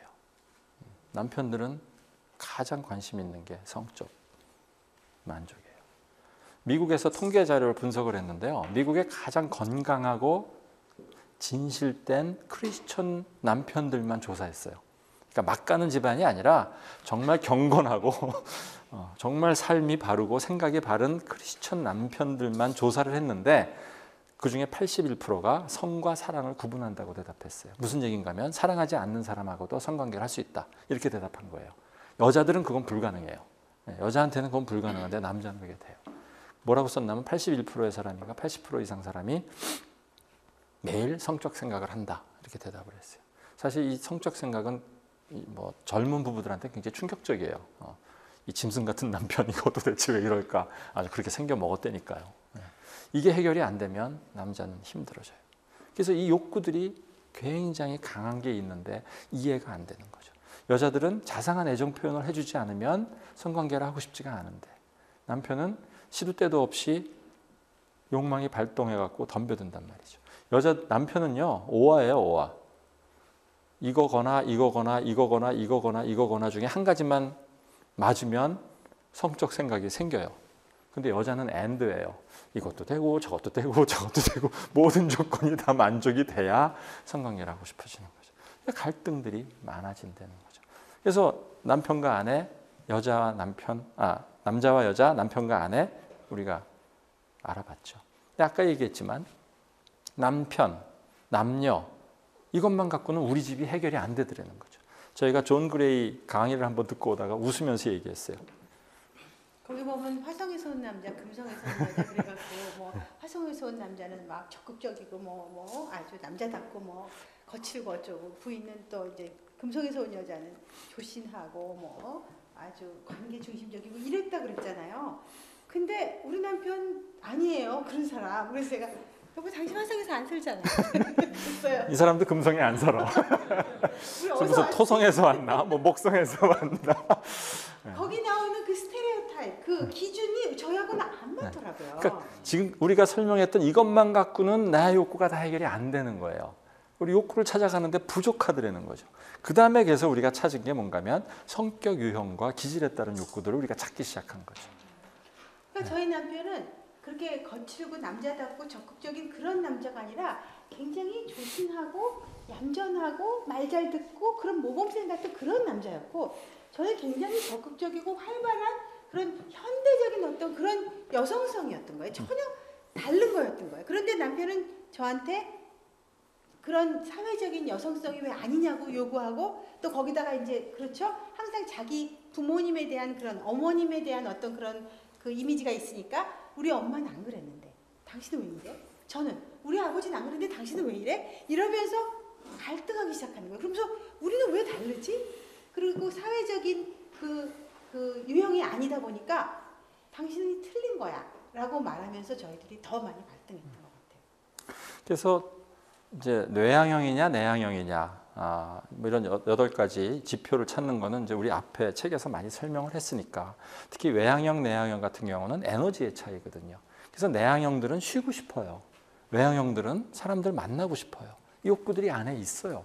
이것들이 또 갈등이 생겨요. 보통 아까 얘기했듯이 남자들이 밖에 돌아다니고 여자가 집에 있고 싶어 한다 그러는데 우리 집을 보니까 제가 집에서 쉬고 싶어 하고 우리 아내가 사람 만나고 돌아다니고 싶어 한단 말이죠. 유학 갔거든요. 그래서 거기 이제 제가 결혼할 때 2년 유학하고선 제가 같이 갔어요. 그랬는데 전 미국 가면 파티하는 건 줄 알았어요. 난 너무 파티를 가보고 싶었어. 근데 파티라는 거 없어? 당신네 학교는 파티 없어? 이렇게 물어보면 파티 그거 재미 하나도 없어. 절대로 가지 마. 미국에는 파티 너무 재미없어서 그냥 못 가. 그리고 파티라는 걸 못 가보면 저는 한복까지 준비해 갔었거든요. 그 파티 가려고. 한복을 입을 기회를 안 주는 거예요. 그러니까 저는 굉장히 이상한 거죠. 아니 여자들이 다 집에 있고 싶어 한다는데 왜 우리 아내는 나가 돌아다니고 싶어 할까? 이상한 거죠. 그러면서 뭐가 잘못됐나? 갈등들이 생기는 거죠. 현실형과 이상형들은 뭐가 다른가 하면 생각하는 것들이 달라요. 보고 있는 세계관이 달라요. 세상을 보는 눈이 달라요. 현실형은 현실을 보지만 이상형은 이상의 세계를 봐요. 그러다 보니까 대화가 다르고 서로 좋아하는 것들이 다르고 느끼는 것들이 달라지는 거죠. 보는 것부터 아예 쓰는 안경이 달라요. 그러니까 오감을 사용해서 아니, 딱 보이는 것만 보는 현실형과 육감을 사용해서 보이지 않는 의미를 찾는 그런 이상형들이 있다고요. 그러니까 보는 것부터 달라지기 시작하는 똑같은 환경에서 네. 이게 왜 안 보이니? 근데 안 보이거든요. 서로 보는 게 다르니까. 네. 그러니까 다른 말을 하는 거예요. 그래서 같은 말. 현실형과 이상형 갈등이 심해요. 그것만 그런가요? 사고형과 감정형은 의사결정할 때 써요. 사고형들은 보통 논리적으로 결정을 하고 감정형은 관계적으로 결정하니까 의사결정할 때 서로 다르게 결정을 해요. 네. 남자 여자도 물론 영향을 받지만 보통 여자들이 감정형이 많이 있고 남자가 사고형이 많이 있지만 반대 경우도 많단 말이죠. 예를 들어서 쉽게 말하면 부부가 싸웠는데 감정형들은요 기분 나빠서 같이 밥도 먹기 싫고 밥도 해주기 싫어요. 근데 사고형 부인은요 밥을 해줘요. 왜냐하면 싸운 건 싸운 거고 밥은 먹어야 되니까. 그러니까 그렇게 결정이 달라지는 거예요. 그랬더니 감정형 남편이 나 그 밥 안 먹어. 그리고 안 먹더라고요. 그러니까 이 사고형과 감정형들은 결정이 다르니까 완전히 또 여기서도 갈등이 생기죠. 그리고 마지막으로 정리형과 개방형. 정리형들은 정리가 돼야 안정감이 생겨요. 주변이 컨트롤해야 되죠. 개방형들은 자유스러워야 돼요. 네. 그러니까 여기 정말 이 갈등들이 주변 환경에서 나타나는 갈등이 굉장히 심할 수밖에 저희 없어지는 부부는 거죠. 이게 제일 잘났어요. 지금도 그렇지만 저희 남편은 거의 만점 정리형이고 저는 개방형이 굉장히 높아요. 그러다 보니까 거기는 왜 만점이 안 나와? 당신하고 사실 내가 어떻게 만점을 감히 할 수가 있겠어. 계속 정리를 당하는 거예요. 그래서 이게 그러니까 어떤 부부가 어떤 갈등을 하나 하고 보면 그 점수 차이가 얼마나 달라지는지 뭐가 다른지 보면 그 부부가한테 일어날 수 있는 그 갈등이 어떤 걸지가 추측이 되는 거예요. 심지어 저희가 예전에 SBS 김미아유라는 그런 데 가서 전혀 모르는 부부를 와서 굉장히 많이 싸우니까 심사하라 그래서 이렇게 해줬는데 이 검사하고 나서 저희가 그거에 따라서 얘기해 줬더니 뭐 심지어 그 남편이 우리 싸우는 거 언제 와서 봤냐고 너무 기가 막혀 하더라고요. 그래서 우리가 그거 다 책에 나오는 얘기라고. 그러니까 앞으로 이런 걸 조심하셔야 된다고 그렇게 얘기했을 정도로 이 유형의 차이라는 것을 아는 것은 너무 중요해요. 저는 이걸 통해서 저 남편이 왜 이게 달랐는지를 그때부터 알게 된 거예요. 근데 이제 이래서 16가지 유형이 나오고 이 16가지 유형에 대해서 각각 다 장점도 있고 원하는 것도 다르고 다 다르죠. 그러니까 많이 공부하면 많이 공부할수록 우리가 사람에 대해서 알게 되는 거죠. 사람들의 욕구를 안 되는 거는 사실 그 사람들을 다룰 수 있다는 표현까지도 될 수 있죠. 왜냐하면 사람들은 욕구 때문에 움직이니까.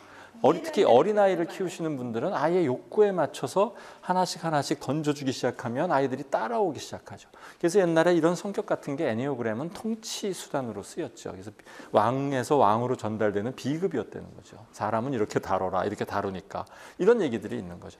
그런 것들을 쭉 해서 16가지 유형이 너무 많아갖고 4가지로 줄여갖고 특히 그 현실형이면서 개방형인 사람을 우리는 행동가형, 그 다음에 현실형이면서 정리형인 사람은 관리자형, 또 이상형이면서 사고형인 사람은 전략가형, 그리고 이상형이면서 감정형인 사람은 이상가형 이렇게 얘기하죠. 이거는 뭐 약간 그 좀 전문 용어이기 때문에 저희 책에 부록에 이제 좀 써놨는데 나중에 기회가 있으면 조금 더 설명을 시간이 없으니까 네. 이걸 다 설명하지 못하지만 여러분들이 일단 외향인지 내향인지 아셔야 되고 또 뭐 이상인지 현실인지 이렇게 4가지를 나오면 그 중에서 4개의 자기게 나오잖아요. 그럼 그 4개를 가지고 거기서 현실형에서 이렇게 2가지씩을 또 묶어서 그거를 4종류로 그러니까 순열로 하면 16가지가 나오는 것을 묶었죠, 다시 4씩. 묶어서 공통 분모끼리 묶어서 4가지로 만들어서 간단하게 만든 버전이에요. 그런데 이렇게 4가지로 만들어서 이해를 하면 저희가 훨씬 더 간단하고 쉽게 이 각 성향의 욕구를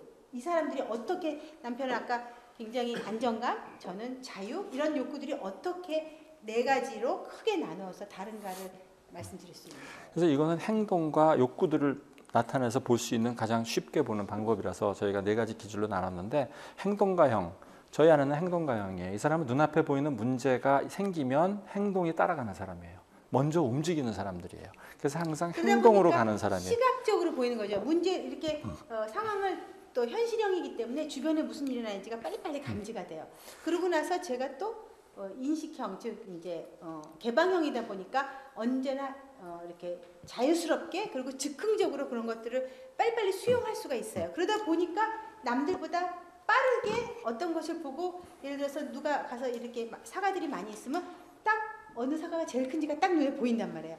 어떤 사람은 그런 게 잘 안 보인대. 저는 딱 보여요. 그걸 딱 채갈 수 있어요. 왜냐하면 빨라요. 그게 빠르고 보이니까. 그러니까 그거를 보고 왜 이렇게 조신하지가 못하니? 이렇게 또 남편은 얘기를 하는 거죠. 근데 제가 갖고 있는 빠르다 보니까 이 사람들이 이 목표와 결과를 향해서 돌진하는 사람들이에요. 그러다 보니까 가는 과정에 규칙을 좀 어겨. 네, 그게 별로 중요하지 않아 이 사람들한테는. 근데 저는 과정이 중요한 사람이에요. 갈등들이 생기기 시작하는. 첫 번째 책에 보면 제일 먼저 나오는 게 마켓에서 싸운 거거든요. 그러니까 제가 뭐 여러 가지 얘기가 있지만 제가 마켓에 갔다 오면 여기 이렇게 뭐가 이렇게 멍이 들어 있어요. 여기가 이런 데가. 그래서 왜 그랬지? 어디서 다쳤지? 하고 생각을 해보니까 아까 마켓에서 부딪힌 거예요. 근데 왜 부딪혔냐 했더니 제가 우리 남편은 안정가형이기 때문에 마켓을 한 번밖에 못 가게 해요. 일주일에 한 번밖에. 그래갖고 제가 그거를 지키는데 그것도 몇 시에 나올 거야. 그래요. 그럼 10분 안에 나와야 되는 거예요. 저는. 그럼 10분 안에 쿠폰도 사용을 해야지. 세일도 갔다 와야지. 1대1도 찾아야지. 그러면 아니 1+1. 그러면 그 다음부터 이걸 들고 돌격을 하는 거예요. 그러고 나서 그걸 제가 얻어갖고 오면 저는 제 마음속에 뿌듯한 마음이 저한테는 하나도 밸류가 없어. 가치가 없어. 네. 그러니까 제가 그 유형이었던 거죠. 그러니까 그런 유형이 그런 행동을 낳았던 거예요. 근데 남편은 그거에 안정감이 깨져버리는 거예요. 제가 그렇게 막 돌격할 적에 어디가 부딪히거나 다른 카트를 제가 건드리거나 했을 적에 기겁을 하는 거예요. 어떻게 이렇게 무례하게 사람들한테 그때 그럴 수가 있냐고. 도대체 저 사람이 당신 향해서 표정한 거 봤어? 막 이러면서 저를 무시하고 막 그냥 거의 경멸하다시피 하는 표정을 짓는 거죠. 저는 관리자형이에요. 관리자형은 문제가 보이면 의무와 책임을 생각하는 사람이에요. 그래서 범생이들이 많아요. 네. 그리고 정해진 규칙이나 법안에서 다른 사람의 권리도 존중하면서 이를 잘 돌보고 섬기려는 사람들이에요. 그러니까 과정이 중요하고 모든 사람들이 중요해요. 근데 행동가형은 목표가 중요해요. 돌진해요. 전략가형들은요, 대부분 자기가 흥미로운 문제에만 관심이 있고 항상 자기가 생각하는 새로운 전략이나 새로운 방법에 대해서 얘기하고 싶어 해요. 그래서 아이디어를 많이 내는 사람이에요. 필요하다고 생각하면 이 사람들도 그 구습이나 규칙이나 전통에 얽매이는 걸 싫어해요. 그래서 뭔가 혁신적인 걸 얘기를 하다 보니까 전통을 좋아하고 과거의 가치를 중요해하는 관리자형들이랑 갈등이 또 생기기 시작하죠. 그렇죠. 이상가형들은 문제가 생기면 항상 자기가 바라는 상상하는 가능성을 얘기하고 싶어하고, 이 사람은 항상 양심적이고 다른 사람과의 관계를 중요하게 얘기하는 사람들이에요. 그래서 이 서로 보는 것과 좋아하는 것들, 욕구들이 다 달라요. 그래서 이 사람들을 이렇게 표시하면 행동가형들은요, 발로 뛰는 사람들이에요. 관리자형은 손으로 섬기는 사람들이에요. 전략가형들은 머리로 생각하는 사람들이에요. 이상가형들은 가슴을 얘기하고 싶은 사람들. 그래서 사람들이 각자 쓰는 게 발도 쓰고 손도 쓰고 머리도 쓰고 가슴도 쓴다는 거죠. 이게 그 사람의 가장 중요하게 사용되는 거죠. 그러다 보니까 원하는 것들이 다르고 갈등들이 생기죠. 그럼 이 기질에 따라서 욕구들이 다 달라져요. 저희 아내 같은 행동가형, 아까 얘기했듯이 자유함. 뭘 하고 싶으면 해야 돼. 와, 뭐 한번 하고 싶으면요, 어떻게 쓰든지 해요. 아무리 못하게 해도 소용이 없어. 제가 그 그러니까 결혼하고 나서 이제 한국에 와서 아이들을 이제 어릴 때 이제 강사로 나가기 시작했어요, 대학에. 그랬는데 제가 이제 같이 또 시댁에서 같이 살아갖고 이제 마음대로 나갈 수가 없는 거예요. 애기도 어리고. 그런데 생각이 나잖아요. 우리 학교 앞에 감이라는 주먹밥집이 있었는데 거기 너무 가고 싶은 거예요. 그런데 갈 수가 없어요. 왜냐하면 애 빨리 봐야 되고 막 집에. 그러니까 제가 어떻게 첫 학기에 제가 너무 가고 싶은데 그 못 갔다만 오면은 너희 아이가 이렇게 보느라고 힘들었다 막 이런 여러 가지 소리들을 듣는 게 너무 싫어갖고 어떻게 방법이 없을까 하다가 제가 그 다음 학기에 어떤 일을 했냐면 그 강의를 짤 때부터 1, 2교시하고 7, 8교시를 짜는 거예요. 그러고 나면 중간에 어떻게 되죠? 그 노는 시간에 제가 이 대학도 가고 그래서 마음껏 제가 그렇게 충전을 하지 않으면 제가 그 나머지 너무나 많은 일들이 감당이 안 돼요. 그걸 제가 그러면서 너무너무 신난 거예요. 그 시간에. 그러니까 그러면서도 한쪽으로는 제가 약간 양심의 가책이 되는 거죠. 집에서 애를 보고 있을 얼마나 미안한 거예요. 그럼에도 불구하고 제가 그 일을 하면서 왜 나는 이렇게 하지 않으면 안 되지? 라는 게 이해가 안 됐어요. 제 자신에 대해서. 근데 제가 나중에 알고 보니까 저는 제 욕구 중에 어떤 그 충동이 오거나 그 충동이라는 것이 특별히 또 자기의 어떤 합리적인 이유가 생겨서 그거를 해야 한다는 게 생겼을 적에 해야만 하는, 추석이 다가오는데 남편이 가는 거 싫어하고 사는 거 싫어하지만 분명히 이 선물을 사고 이 가격에, 이 좋은 가격에 나는 4명 걸 사야만 돼 라고 하면 그 순간에 갑자기 매 눈을 가지고 하는 거예요. 그러면서도 제 자신이 이해가 안 됐던 거죠. 그러니까 아니 본인도 이해가 안 되니 옆에 있는 저는 어떻겠어요. 황당한 거 아니에요 이게. 이 강의를, 그러니까 저는 이 공부를 하면서 저희 남편에 대해서 이해도 많이 했지만 무엇보다도 제일 좋았던 게 내가 누구인지를 알았던 게 너무 좋았어요. 나는 원래 이렇게 생긴 사람이구나. 그거를 남편이 맨날 틀렸다 그러는 거예요. 또 지나가는 사람 붙들고 물어봐라. 네가 하는 말이 맞냐, 우리가 하는 말이 맞는지. 맨날 그런 소리 하고요. 저보고 불량품이라고 그랬어요. 우리 남편 공대 출신이에요, 참고로. 어떻게 사람을 불량품이라고 그럴 수가 있어요, 그죠? 공대의 시각이죠, 말하자면. 규격과 비규격. 그렇게 말을 하는 거예요. 왜냐하면 이해가 너무 안 되니까. 그러면 저도 이해가 안 돼요. 왜 나는 이럴까? 근데 이게 저희를 너무 많이 살렸어요. 이 사람은 정말 놀랍게도 정말 이해가 안 되지만 이 자유함이 기본 욕구고 가장 커요. 어떤 것도 이것보다 우선되지가 않는 거예요. 그러니까 이게 해결이 안 되면 우리 안에는 견딜 수가 없는 거예요. 그러니까 어쩔 수 없이 그쪽을 향해서 이렇게 갈 수밖에 없어지는 사람이라는 걸 알기 시작하는 거죠. 행동가형들한테 또 다른 게 있으면 뭔가 좋은 걸 주고 싶어요. 아까 얘기했잖아요. 뭐 주고 싶어요, 그냥. 근데 이 욕구는요, 충동 이제 줬는데 상대방의 반응이 나쁘면 욕구 불만이 돼요. 좋아하질 않는 거예요. 힘들어서 사왔는데. 예를 들어서 저희가 또 많이 싸운 게 뭐냐면 이제 여행 갈 때 짐 많이 싸가는 거, 그거 많이 싸우잖아요. 근데 제가 이제 짐을 싸면 아주 차라리 이사를 가라. 그래서 이제 그러는데 왜 제가 이제 하다못해 이렇게 안 막이게 이렇게 하는 것도 제가 가져가요. 왜 가져가겠어요? 가서 시간도 있으니까 남편 힘들면 안마해줘야지. 그러고 가는 거예요. 그런데 그러다 보니까 그런 것까지 챙기다 보니까 이게 많아지는 거예요. 그러면 또 무겁잖아요. 그러면은 제가 그 무거운 걸 다 들면서도 난 왜 이렇게 많이 갖고 다니지? 좀 우아하게 딱 이렇게만 들고 딱 비행기 타고 싶거든요. 저도. 근데 꼭 이만큼을 들고 타는 거예요, 제가. 이게 뭐지? 하고 해봤더니 제 안에 이게 딱 필요할 때 짠! 하고 내고 싶은 그거가 너무 강한 거예요. 그게 저를 잡고 일종의 욕구고 또 욕심이라고도 할 수 있는 거죠. 그죠? 그런데 그게 저로 하여금 그런 행동을 하게 만들더라는 거예요. 이 행동가형들을 움직이는 가장 코어 니드는요, 재미예요. 이 사람들은 재미없으면 안 해. 재미있는 것만 하고 싶어요. 그러니까 이 행동형들은요, 충동으로부터 자유롭고 싶잖아요. 근데 재미없으면 하기 싫어요. 그래서 뭔가를 딱 가서 해. 그러다 조금 지나면 지루해. 그럼 재미가 없어져. 그러면 딱 눈을 돌리다가 저기 더 재밌는 거 있네. 그럼 또 그 다음에 거기 뛰어가서 그거 해. 그러다 조금 하다가 지루해져. 또 딴 거 가서 해. 그러다 보니까 이 행동가형들 주변에는 해결되지 않는 프로젝트가 산더미 같이 쌓여 있어요. 그래서 어지러지는 거예요.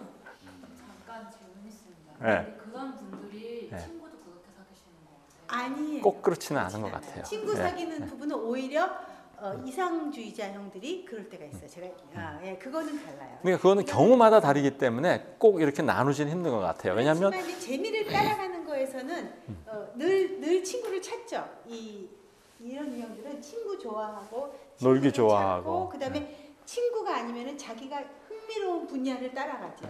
공부도 재밌어야 하고 네. 재미없으면 안 하고. 저도 그랬고 우리 막내가 이런 유형인데 공부를 잘하질 않았어요. 아까 수석 얘기를 하셨는데 제가 초등학교 때 60명 중에 44등 하던 여자예요. 제가 그렇게 공부에 취미가 없었어요. 그리고 저는 피아노만 치고 또 무슨 예능하고 이런 거 체육 잘하니까 체육 이런 것만 좋아했어요. 그랬는데 제가 중학교 때부터 어떤 선생님 때문에 공부가 재밌어지기 시작했어요. 그리고 재밌고 그걸 또 칭찬받는 것도 좋아하는 욕구가 있거든요. 저희한테. 그래서 잘하니까 칭찬 듣고 이러면서 제가 재미가 붙어서 나중에 공부를 한 거죠. 나이가 제가 지금 많은데도 제가 작년까지 제가 공부를 했어요. 왜냐하면 재미있어서 누가 시켜서 아무도 안 시켜요. 이 나이에 누가 공부하는 거 공부 재밌다는 사람 정말 보기 힘든데. 이해가 안 된다고 하죠. 근데 저는 지금도 제가 하는 일이 피아노 책 만들고 그런 일이지만 정말 재미있어서 해요. 그러니까 이런 유형의 아이들은 어떻게 해야 되냐면 재미를 줘야지 돼요. 흥미를 주지 않으면 절대로 하지 않아요. 그래서 아이 키울 때도 아까 얘기했잖아요. 욕구를 이해하면 그 아이를 다룰 수 있다고요. 그래서 행동가형 아이들은 이 재미를 가지고 애들을 끌고 가야 돼요. 제가 만드는 피아노 책도 만화책이에요. 동화책이고. 저는 동화하고 만화를 이용해서 이야기 스토리를 이용해서 피아노를 가르쳐요. 왜냐하면 아이들이 이야기를 좋아하니까. 애들이 좋아하는 걸 해줘야지. 그렇게 만들었어요. 그래서 그게 미국에도 나오게 된 거예요. 특이하니까. 그러니까 이런 선생님이 없더라고요. 보통 이런 사람은 교수 못해요. 놀아야 되니까. 근데 전도 교수를 하는 거예요. 왜냐하면 특이한 교수를 하는 거예요. 그러니까 이런 사람은 교수를 못하고 저런 사람은 공부 열심히 하니까 교수하고가 아니고 교수를 해도 이런 교수가 있고 저런 교수가 있을 수 있는 거죠. 그러니까 그 아이들한테도 직업을 정해주는 게 아니라 어떤 직업을 하더라도 그 안에서 네가 갖고 있는 재능과 네가 갖고 있는 성격에 따라서 그런 교수화하면 그는 굉장히 독특한 아주 창조적인 일이 되는 거예요. 뭐 조금 다른 얘기지만 사실 성격을 공부하고 성격을 가르치시는 분들이 제일 빠지기 쉬운 함정이 이렇게 선을 긋잖아요. 이런 성격은 이런 일을 하면 좋고 이런 성격은 이런 직업을 가지면 좋고 맞아요. 통계적으로는 그 사람이 많지만 저희는 그거에 대해서 굉장히 반대하는 사람들이에요. 왜냐하면 아까 얘기했듯이 저희 아내는 절대로 교수할 수 없는 성격이에요. 근데 교수 잘하거든요. 결국은 숫자가 많느냐 적느냐가 중요한 게 아니라 누구도 어떤 성격도 무슨 일이든지 할 수 있다는 거죠. 단지 자기가 좋아하고 적성이 맞으면 할 수 있는 거지 그걸 규격화해서 너는 이렇게 가고 이렇게 하는 거는 사실은 뭐 오늘 얘기는 아니지만 조금 얘기가 나왔으니까 얘기하는데 자녀를 키우거나 직원들을 키울 때도 굉장히 중요한 것 같아요.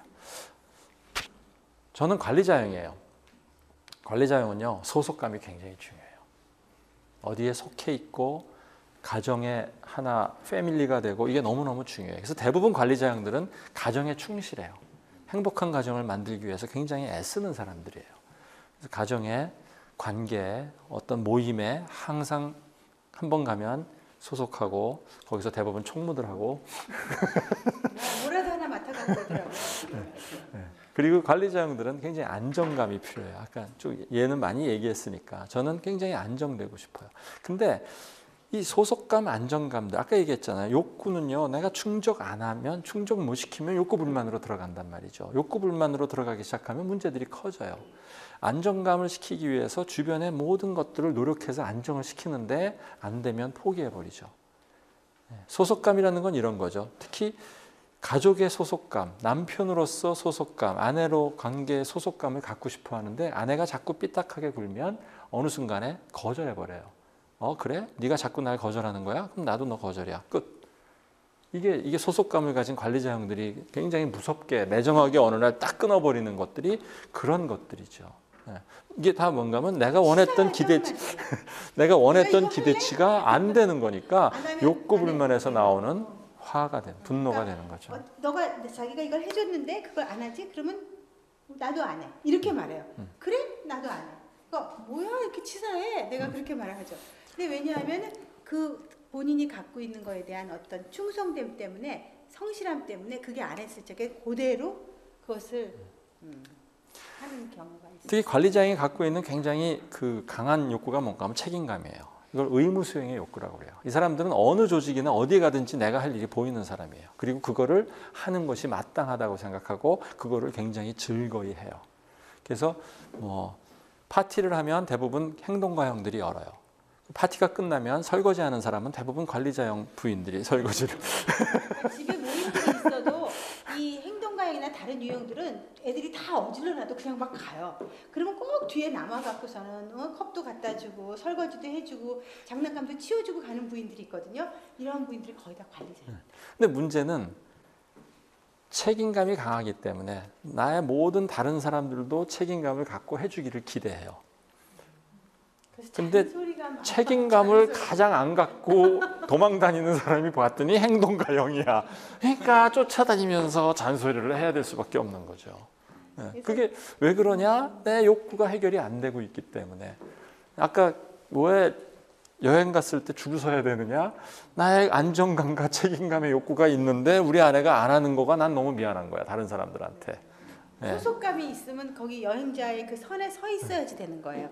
그런데 저는 자유 때문에 그걸 안 하니까 그거를 하라고 화를 내서라도 거기다 앉혀놔야지만 되는 거예요. 그 분노가 안에서부터 올라오는데 사실 사람들은 아까 얘기했지만 겉으로 나오는 분노만 보지 그 분노가 나오게 되는 프로세스와 메커니즘을 쭉 보게 되면 욕구가 어디서부터 출발해서 어떻게 움직여서 이게 폭발했는지가 보이기 시작하게 되는 거죠. 그러니까 저는 결혼할 때 참 정말 그 힘들었던 게 저희 어머니가 이제 같이 사업도 남편 집도 저희도 다 같은 그런 중소기업 하시고 그러셔서 하다 보면은 남편이 일하다 보면은 어려움도 있으니까 너희가 피아노도 가르치면서 그 어려움 잘 넘어가면 되고 너무 바가지 긁지 말고 그렇게 해라. 이제 그렇게 지도를 받고 결혼을 했는데 결혼하고 나니까 남자가 잔소리를 하는 거예요. 남자가 바가지를 긁는 거야 이 남편이. 너무나 이해가 안 됐어요. 왜 이렇게 제가 왜 바가지 긁는지 알았죠. 바가지 긁을 수밖에 없잖아. 네. 세 번째 전략가형. 전략가형들은요 가장 이게 잘못 썼다 이거. 이거 아니고요. 제가 막 아까 고치다가 잘못됐어요. 전략가형이 가장 원하는 거는 성취감이에요. 성취감. 없애죠. 네. 성취감이고. 아니 이걸 프린트한 거니까. 네. 성취감은 뭔가면 이 사람들은요 이루고 싶어해요. 성취하고 싶어해요. 그래서 뭔가를 남들보다 더 잘하고 싶어해요. 네. 저희가 보니까 우리 이 전략가형 제자가 있는데 우리가 여름에 캠프를 하거든요. 그럼 이제 반을 나눠줘 갖고 피아노 캠프를 하는데 그럼 이제 어느 반이 제일 연습도 많이 하고 잘하고 하면요 거의 1등을 놓치지 않는 그 팀장들은 보면 항상 전략가형이에요. 질 수가 없어요. 그 나중에 보면 눈이 충혈돼 갖고 나타나서 왜 그러냐 그러면 밤을 새워서 아이들 열심히 시키는 거예요. 누가 시킨 것도 아니야. 자기는 어떤 상황에서 그거를 목표를 가지면은 어떻게든지 성취해야 돼요. 그리고 두 번째로 갖고 있는 게 경쟁심이에요. 이 사람들은 굉장히 경쟁력이 강한 사람들이에요. 그러니까 성취감이 강하기 때문에 경쟁심이 있는 거죠. 첫 번째가. 네. 그다음에 두 번째가 뭔가면 지식욕이에요. 더 많이 알고 싶어하는 사람들이에요. 그래서 더 많은 것 공부하고 싶고 더 많이 배우고 싶어갖고 끊임없이 공부하고 요새같이 인터넷 세상에 모든 정보를 다 갖다가 집에다 쌓아놓는 사람들, 세상이 최고로 네. 좋다는 사람들이 지식욕들이 많은 네, 사람들이죠. 아주 그 정보의 바다에서 아주 그냥 신나는 사람들이 바로 이 전략가입니다. 그리고 전략가형들이 세 번째로 원하는 게 뭔가면 어떤 영향력을 갖고 싶어요. 파워라는 단어를 그래서 좋아해요. 이 사람들은. 힘을 갖고 싶어 하는 거죠. 그래서 뭔가 이 리더십이 있는 사람들이에요. 사실 전략가형들은요. 그래서 대부분 리더로 커요. 네, 리더가 돼요. 네. 그리고 근데 보면은 제가 우리 집에도 전략가형 아들이 하나 있는데 얘네들은요 보면 어릴 때부터 친구들하고 놀지 않고 꼭 형이랑 놀든지 선생님이랑 같이 나이 속이고 놀아요. 그러더라고요. 그래서 아니 얘네들이 왜 자기 안 놀까라고 생각했는데 자기보다 더 이렇게 본받을 만한 사람, 더 리더 같은 사람들을 한테 가서 얘기하고 싶어하고 더 얻고 싶어하고. 그러니까 테니스를 치러 가도요. 전략가형들은요. 이기고 싶어요. 그냥 친구랑 쳐도 지면 속상한 거예요. 그러니까 부부가 복식을 쳤는데 졌어. 그러면 부인한테 화나는 게 아니라 자기가 잘못한 게 막 속상해서 부인을 데리고 연습을 시키는 거예요. 부인이 열받는 거야. 나 그 연습 안 하고 싶은데. 근데 그거 아까 이렇게 하면 됐잖아 하면서 연습을 시킨단 말이죠. 그래서 이 놀러 가도 전략가형은 이기고 싶어요. 근데 행동가형은 테니스 왜 치겠어요? 재밌으니까 치죠. 관리자형은 왜 치겠어요? 약속됐으니까 가요. 앞으로 나올 이상가형들은 그냥 친구가 치시니까 가는 거예요. 이런 식으로 그 사람들을 움직이는 동기가 다르다 이거죠. 마지막으로 이상가형. 이상가형들에는 자아 실현의 욕구가 있어요. 그래서 내가 누구인가를 아는 것이 이 사람들한테는 굉장히 중요해요. 나는 누구인가? 인생의 가장 중요한 목표예요. 다른 사람들은 별로 관심이 없는데 이 사람들은 이 부분에 굉장히 관심이 많아서. 어릴 때부터 제가 키워보니까 어릴 때부터 모델가 이거 해볼까 저거 해볼까 탤런트를 했다 그랬다가 바이올린을 한다 그랬다가 계속 자기가 뭘 할까를 생각하고 나눠 어느 정도로 자기를 찾냐면 소설책 같은 거 읽으면 주인공이 또 자기야. 거의 공주가라고 볼 수 있어요. 그래서 끊임없이 자기를 찾아 나가 아이덴티티가 너무 중요해요. 그래서 이 사람들은 직장도 다니다가 항상 고민해. 이게 내가 정말 평생 직장으로 맞을까 안 맞을까 고민해서 옮겨요. 근데 이 관리자형들은 한 번 들어가면 여기가 천직이니 하고서 꼼짝도 안 하고 가는데 그러니까 이런 것들이 달라지는 거예요. 인테그리티, 한국말로는 좀 어렵지만 이 사람들은 진실하고 싶어해요. 그래서 이 사람들은요 굉장히 속이나 겉이나 모든 게 완벽하기를 원해요. 칭찬을 해줘도요 이 이상가형들한테 오늘 청소 손님이 와서 집을 너무나 깨끗하게 청소했어요 하고 얘기했는데 자기가 청소 안 한 저 구석방이 생각이 나는 순간 그 칭찬이 마음에 불편한 거예요. 저기 액자 안 치웠는데 먼지 깠어요 이렇게 말을 할 수밖에. 근데 행동가형은 보이는 데만 치워요. 아니야. 관리자형이 더 보이는 데만 치우고요. 행동가형은 안 치워요. 거의 안 치우다가 손님이 오면은 막 그냥 속에 서랍에서부터 다 꺼내고 커튼부터 막 빨고 완전히 완벽하게 치우려고 치우죠. 그러다가 또 시간이 없어서 말아요. 그게 행동가형이고 관리자형은 늘 치우는 데만 이렇게 치우고. 그러니까 이상가형들은 항상 그리고 내가 중요한 사람으로 인정받지 않으면 힘들어요. 그래서 항상 조직에서나 가정에서나 물어요. 내가 정말 의미가 있나? 부인들이 고민해요. 내가 엄마로서 남편으로서 정말 의미가 있나? 우리 남편이 나를 정말 인정해주고 있나? 이 느낌을 받고 싶은데 남편이 그런 느낌을 안 준다. 가출하더라고요, 세상에. 놀랬어요. 근데 왜냐하면 우리 다 같이 모였던 그런 그룹이 있었는데 거기 관리자형 부인도 자기 혼날 가출하겠다고 나 집 나가야 되겠어. 남편 맨날 술이나 먹고 오고 막 도대체 그냥 너무 힘들다고 나가겠다 그랬는데 그 관리자형은 못 나가더라고. 그래서 왜 못 나가? 그랬더니 아니 나가려고 생각하다 보니까 반찬부터 만들어야 돼. 애들 먹을 반찬이 있어야 되니까. 나가려고 딱 생각해봤더니 내일 오후 2시에 선생님이 오기로 했는데 그때 선생님이 엄마가 없는 거 알면 어떻게 했냐고. 그래서 또 거기서 그래서 못 나가는데 이 이상가형 부인은 어느 날 그냥 사라져버렸어. 난리가 났어요. 그래서 나중에 막 며칠 만에 이 여자를 찾아갖고 왜 그랬어? 도대체 무슨 일이야? 그랬더니 가만히 보니까 이제 더 이상 애들도 자기들 필요로 하는 것 같지 않고 남편도 뭐 이제 이미 다 자기 거 하는 것 같고 나랑 대화도 안 되는 것 같고 내가 이 집에 더 이상 있어야 될 의미가 없다고 생각이 들었다고. 그게 이해가. 네. 아무튼 다 달라요. 어린아이한테요. 방 청소 시키려면 어떻게 시키겠어요? 예를 들어서 행동가 형한테는 뭐라고 시켜요? 네? 그래. 야, 엄마랑 방 청소 놀이 할까? 네, 관리자 형한테는 어떻게 시켜요? 네가 맞다리잖아. 전략가 형은 누가 빨리 치우나 보자. 이상가 형은 야, 손님이 오는데 엄마 얼굴 봐서 우리가 항상 얘기할 때 이런 것들을 하면 도움이 좀 될 수 있어요. 자, 이게 뭐 많은 얘기를 할 수 있지만 자세한 것들은 여러분들이 뭐 책을 보거나 또 찾을 수 있으니까 마무리를 좀 해야 될 것 같은데 벌써 시간이 많이 갔는데 그냥 행복한 부부 되기 간단하게 다 줄여서 3단계 3단계만 얘기를 할게요. 첫 번째, 도망가거나 포기하지 마라. 행복해질 수 있다. 많은 사람들이 도망가요. 포기해요. 그래서 더 이상 노력하지 않아. 그리고 내가 먼저 준다. 마지막으로 내 욕구도 그 다음에 해결한다. 좀 자세하게 설명하면 도망가지 마라. 행복에 대한 믿음을 가지시기 바라요. 전 어느 부부도 지금보다 더 행복해질 수 있고 행복해져야 된다고 생각해요. 지금의 행복 수준보다 더 올라갈 수 있다는 거죠. 근데 그냥 되는 건 아닌 것 같아요. 그 아침마당에서 그 질문 받았던 게 생각이 나는데 그 금요 패널에 이렇게 4명씩 나와서 앉아 있으면 이제 아나운서가 그 주제를 놓고 질문했는데 그날의 주제가 뭐냐면 다시 태어나도 이 배우자하고 결혼하겠습니까? 그게 주제였어요. 남자 4명 이렇게 나이 드신 분부터 나오는데 신기하게도 남자분들이 다 결국 하겠다. 다시 이 배우자랑 결혼하겠다. 하겠다. 4명 나왔어요. 근데 여자 쪽으로는 넘어왔어요. 제일 앞에 앉아 있었던 분이 정현주 선생님이셨어요. 안 하시겠다 그랬어요. 두 번째가 돌아가신 최윤희 선생님인데 거기도 안 하시겠다 그랬어요. 제가 3번째 앉았어요. 고민되는 거예요. 잘못 얘기했다간 집에 있는 남편이 텔레비 보고 당신 뭐 이러는데 부부싸움 시작하게 생겼는 거예요.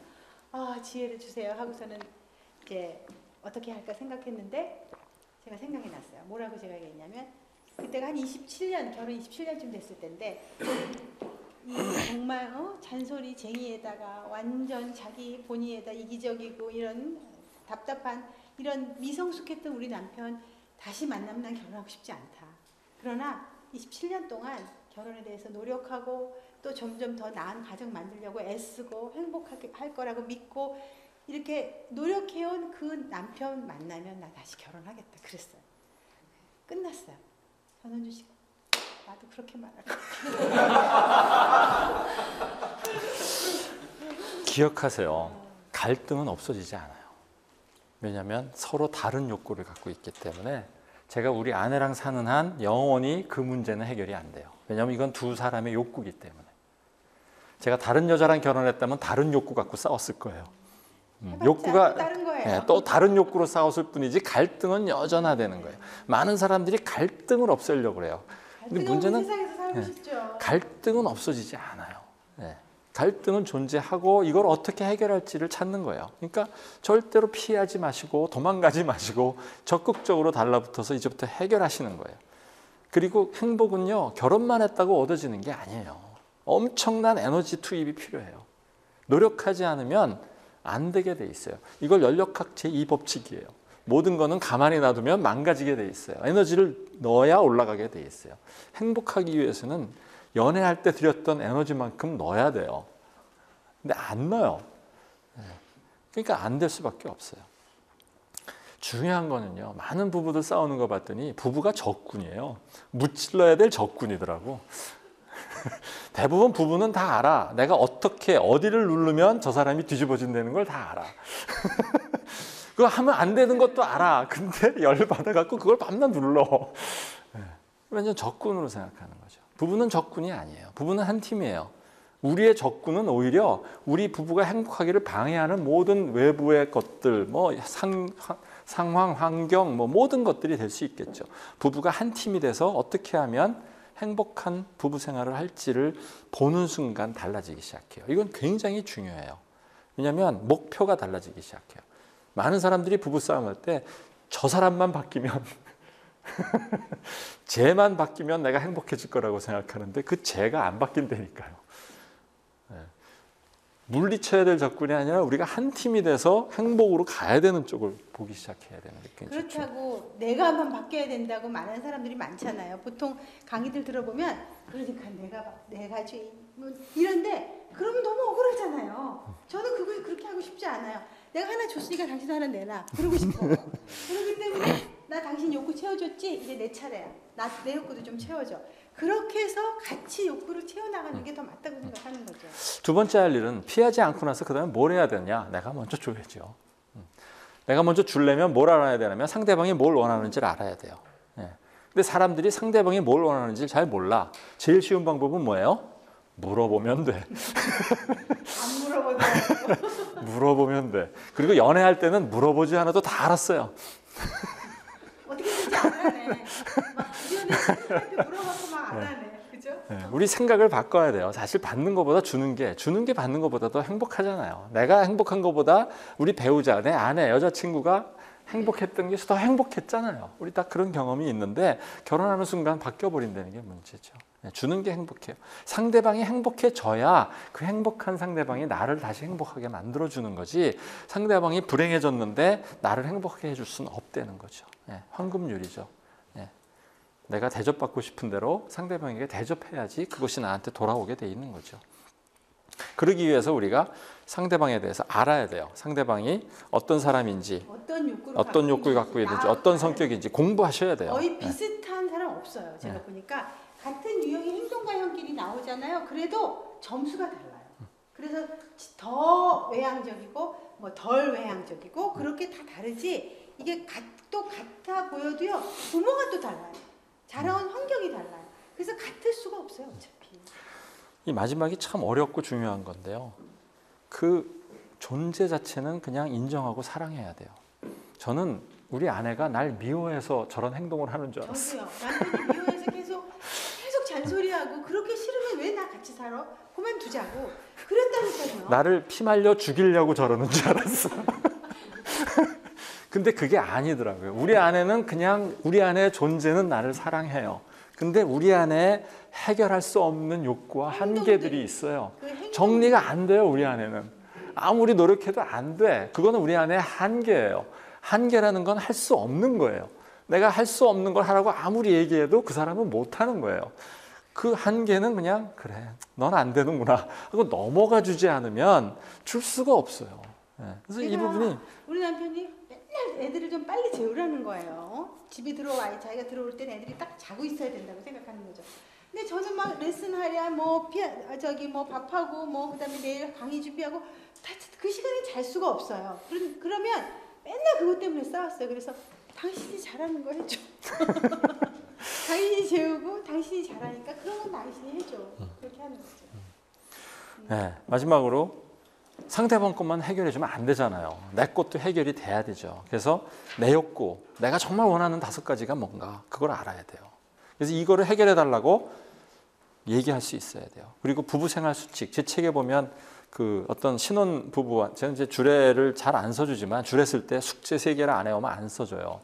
근데 그 숙제 3가지 중에 하나가 뭔가면 앞으로 한 달을 같이 살 거를 예상하고 아침에 일어날 땐 몇 시에 일어나고 밥은 누가 하고 청소는 누가 하고 하는 거를 다 써오게 해요. 언제 가고 친정에 언제 가고 남편이 운동하고 싶을 적에 간다면 부인은 그때 뭐 하고 싶은 것을 대신하게 해줘야지 되고 침대는 누가 갈고 만약에 화가 나면은 누가 말을 언제 시작하고 이런 것까지 써갖고 제일 잘 써온 부부가 있어가지고 예비 부부가 너무 잘 써서 내가 전화를 해갖고 야 이거 너무 잘 썼는데 예제로 들어도 되냐 그래서 이름을 안 밝히고 그냥 통째로 실어버렸어 제 책에다가.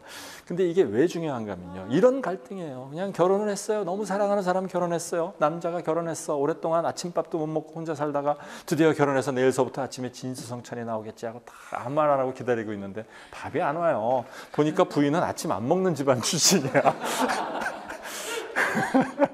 뭐 별거 아닌 것 같고 불만들이 쌓이기 시작하기 때문에 결혼하기 전에 이 부분을 반드시 제가 하도록 얘기를 많이 하죠. 아까 얘기했듯이 대화 기술이 필요해요. 내가 원하는 거 해달라고 얘기하는 기술이 있어야 돼요. 네. 하나씩 서로 해주는 기술이 있어야 돼요. 저는 뭐 벌금도 내봤어요. 하도 시간을 안 지켜서 시간 늦게 오는 사람이 10,000원 내기. 근데 여러분 그거 참 놀랍대. 우리 아내가 늦게 오니까 열이 이만큼 올랐다가요 10,000원 받으니까 갑자기 이게 내려가더라고. 야, 그거 참 놀라웠어. 순요 이 안정과 이 저희 남편 같은 이런 관리자형은 관리를 하니까 자기가 그 관리하는 수칙들이 자꾸 제목이 뭐 늦게 온다, 뭐 치운다, 그게 저만 벌금 내고 있는 거예요. 그래서 제가 불평하기 이런 것도 좀 해갖고서는 벌금 내게 하자.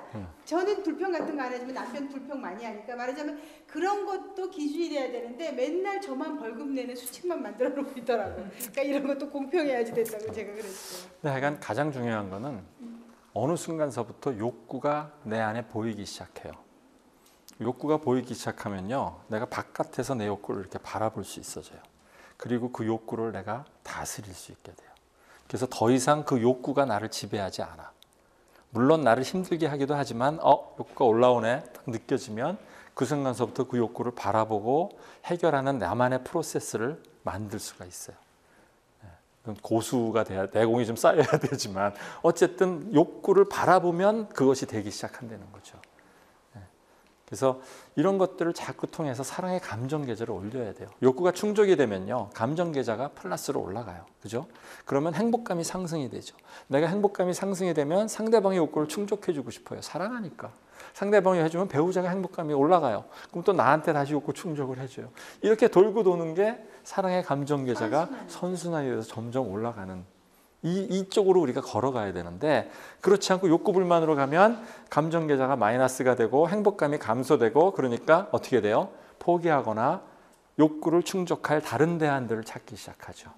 그리고 그것 때문에 배우자가 불만이 되고, 배우자가 불만이 되니까 날 또 욕구 불만을 시켜주고, 그것이 점점 나빠져서 내려가기 시작하니까 아까 얘기했듯이 외로움 수준에서 점점 밑으로 내려가서 불행을 느끼고 파경까지 가는 거죠. 특히 여기서 중요한 거는요, 이 다른 대안을 모색하기 시작한다는 거예요. 사람들은 이 욕구를 충족하지 못하면 죽기 때문에 자녀한테, 찾는 거예요. 일한테, 남편하고 대화가 안 되니까 자녀만 붙들고 자녀 교육에만 매달린다든지, 아니면 자기 일만 막 몰두한다든지, 아니면 남편하고 안 되니까 막 외부 활동으로 무슨 뭐 신앙 활동이나 막 이런 그런 종교 활동으로 막 간다든지, 심지어는 그런 대상을 찾는 거죠. 그렇게 하는 것들이 다 여기서 시작된 거예요. 그래서 이것들을 우리가 어떻게 관리할 수 있느냐가 굉장히 중요해요. 뭐 아는 얘기를 저희가 못했지만 부부싸움에는 기술이 필요해요. 사람들이 기술을 공부하지 않아. 기술은요, 훈련이에요. 기술은 배우면 느는 거예요. 근데 공부하지 않아요.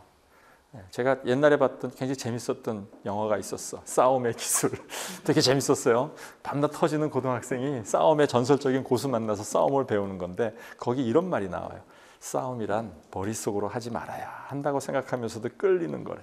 그리고 빵 하고 터트리면 곧 후회하는 것이래. 좋은 것은 아니다. 우리가 잘 싸우는 기술, 이런 것들을 더 공부해야 되는 것 같아요.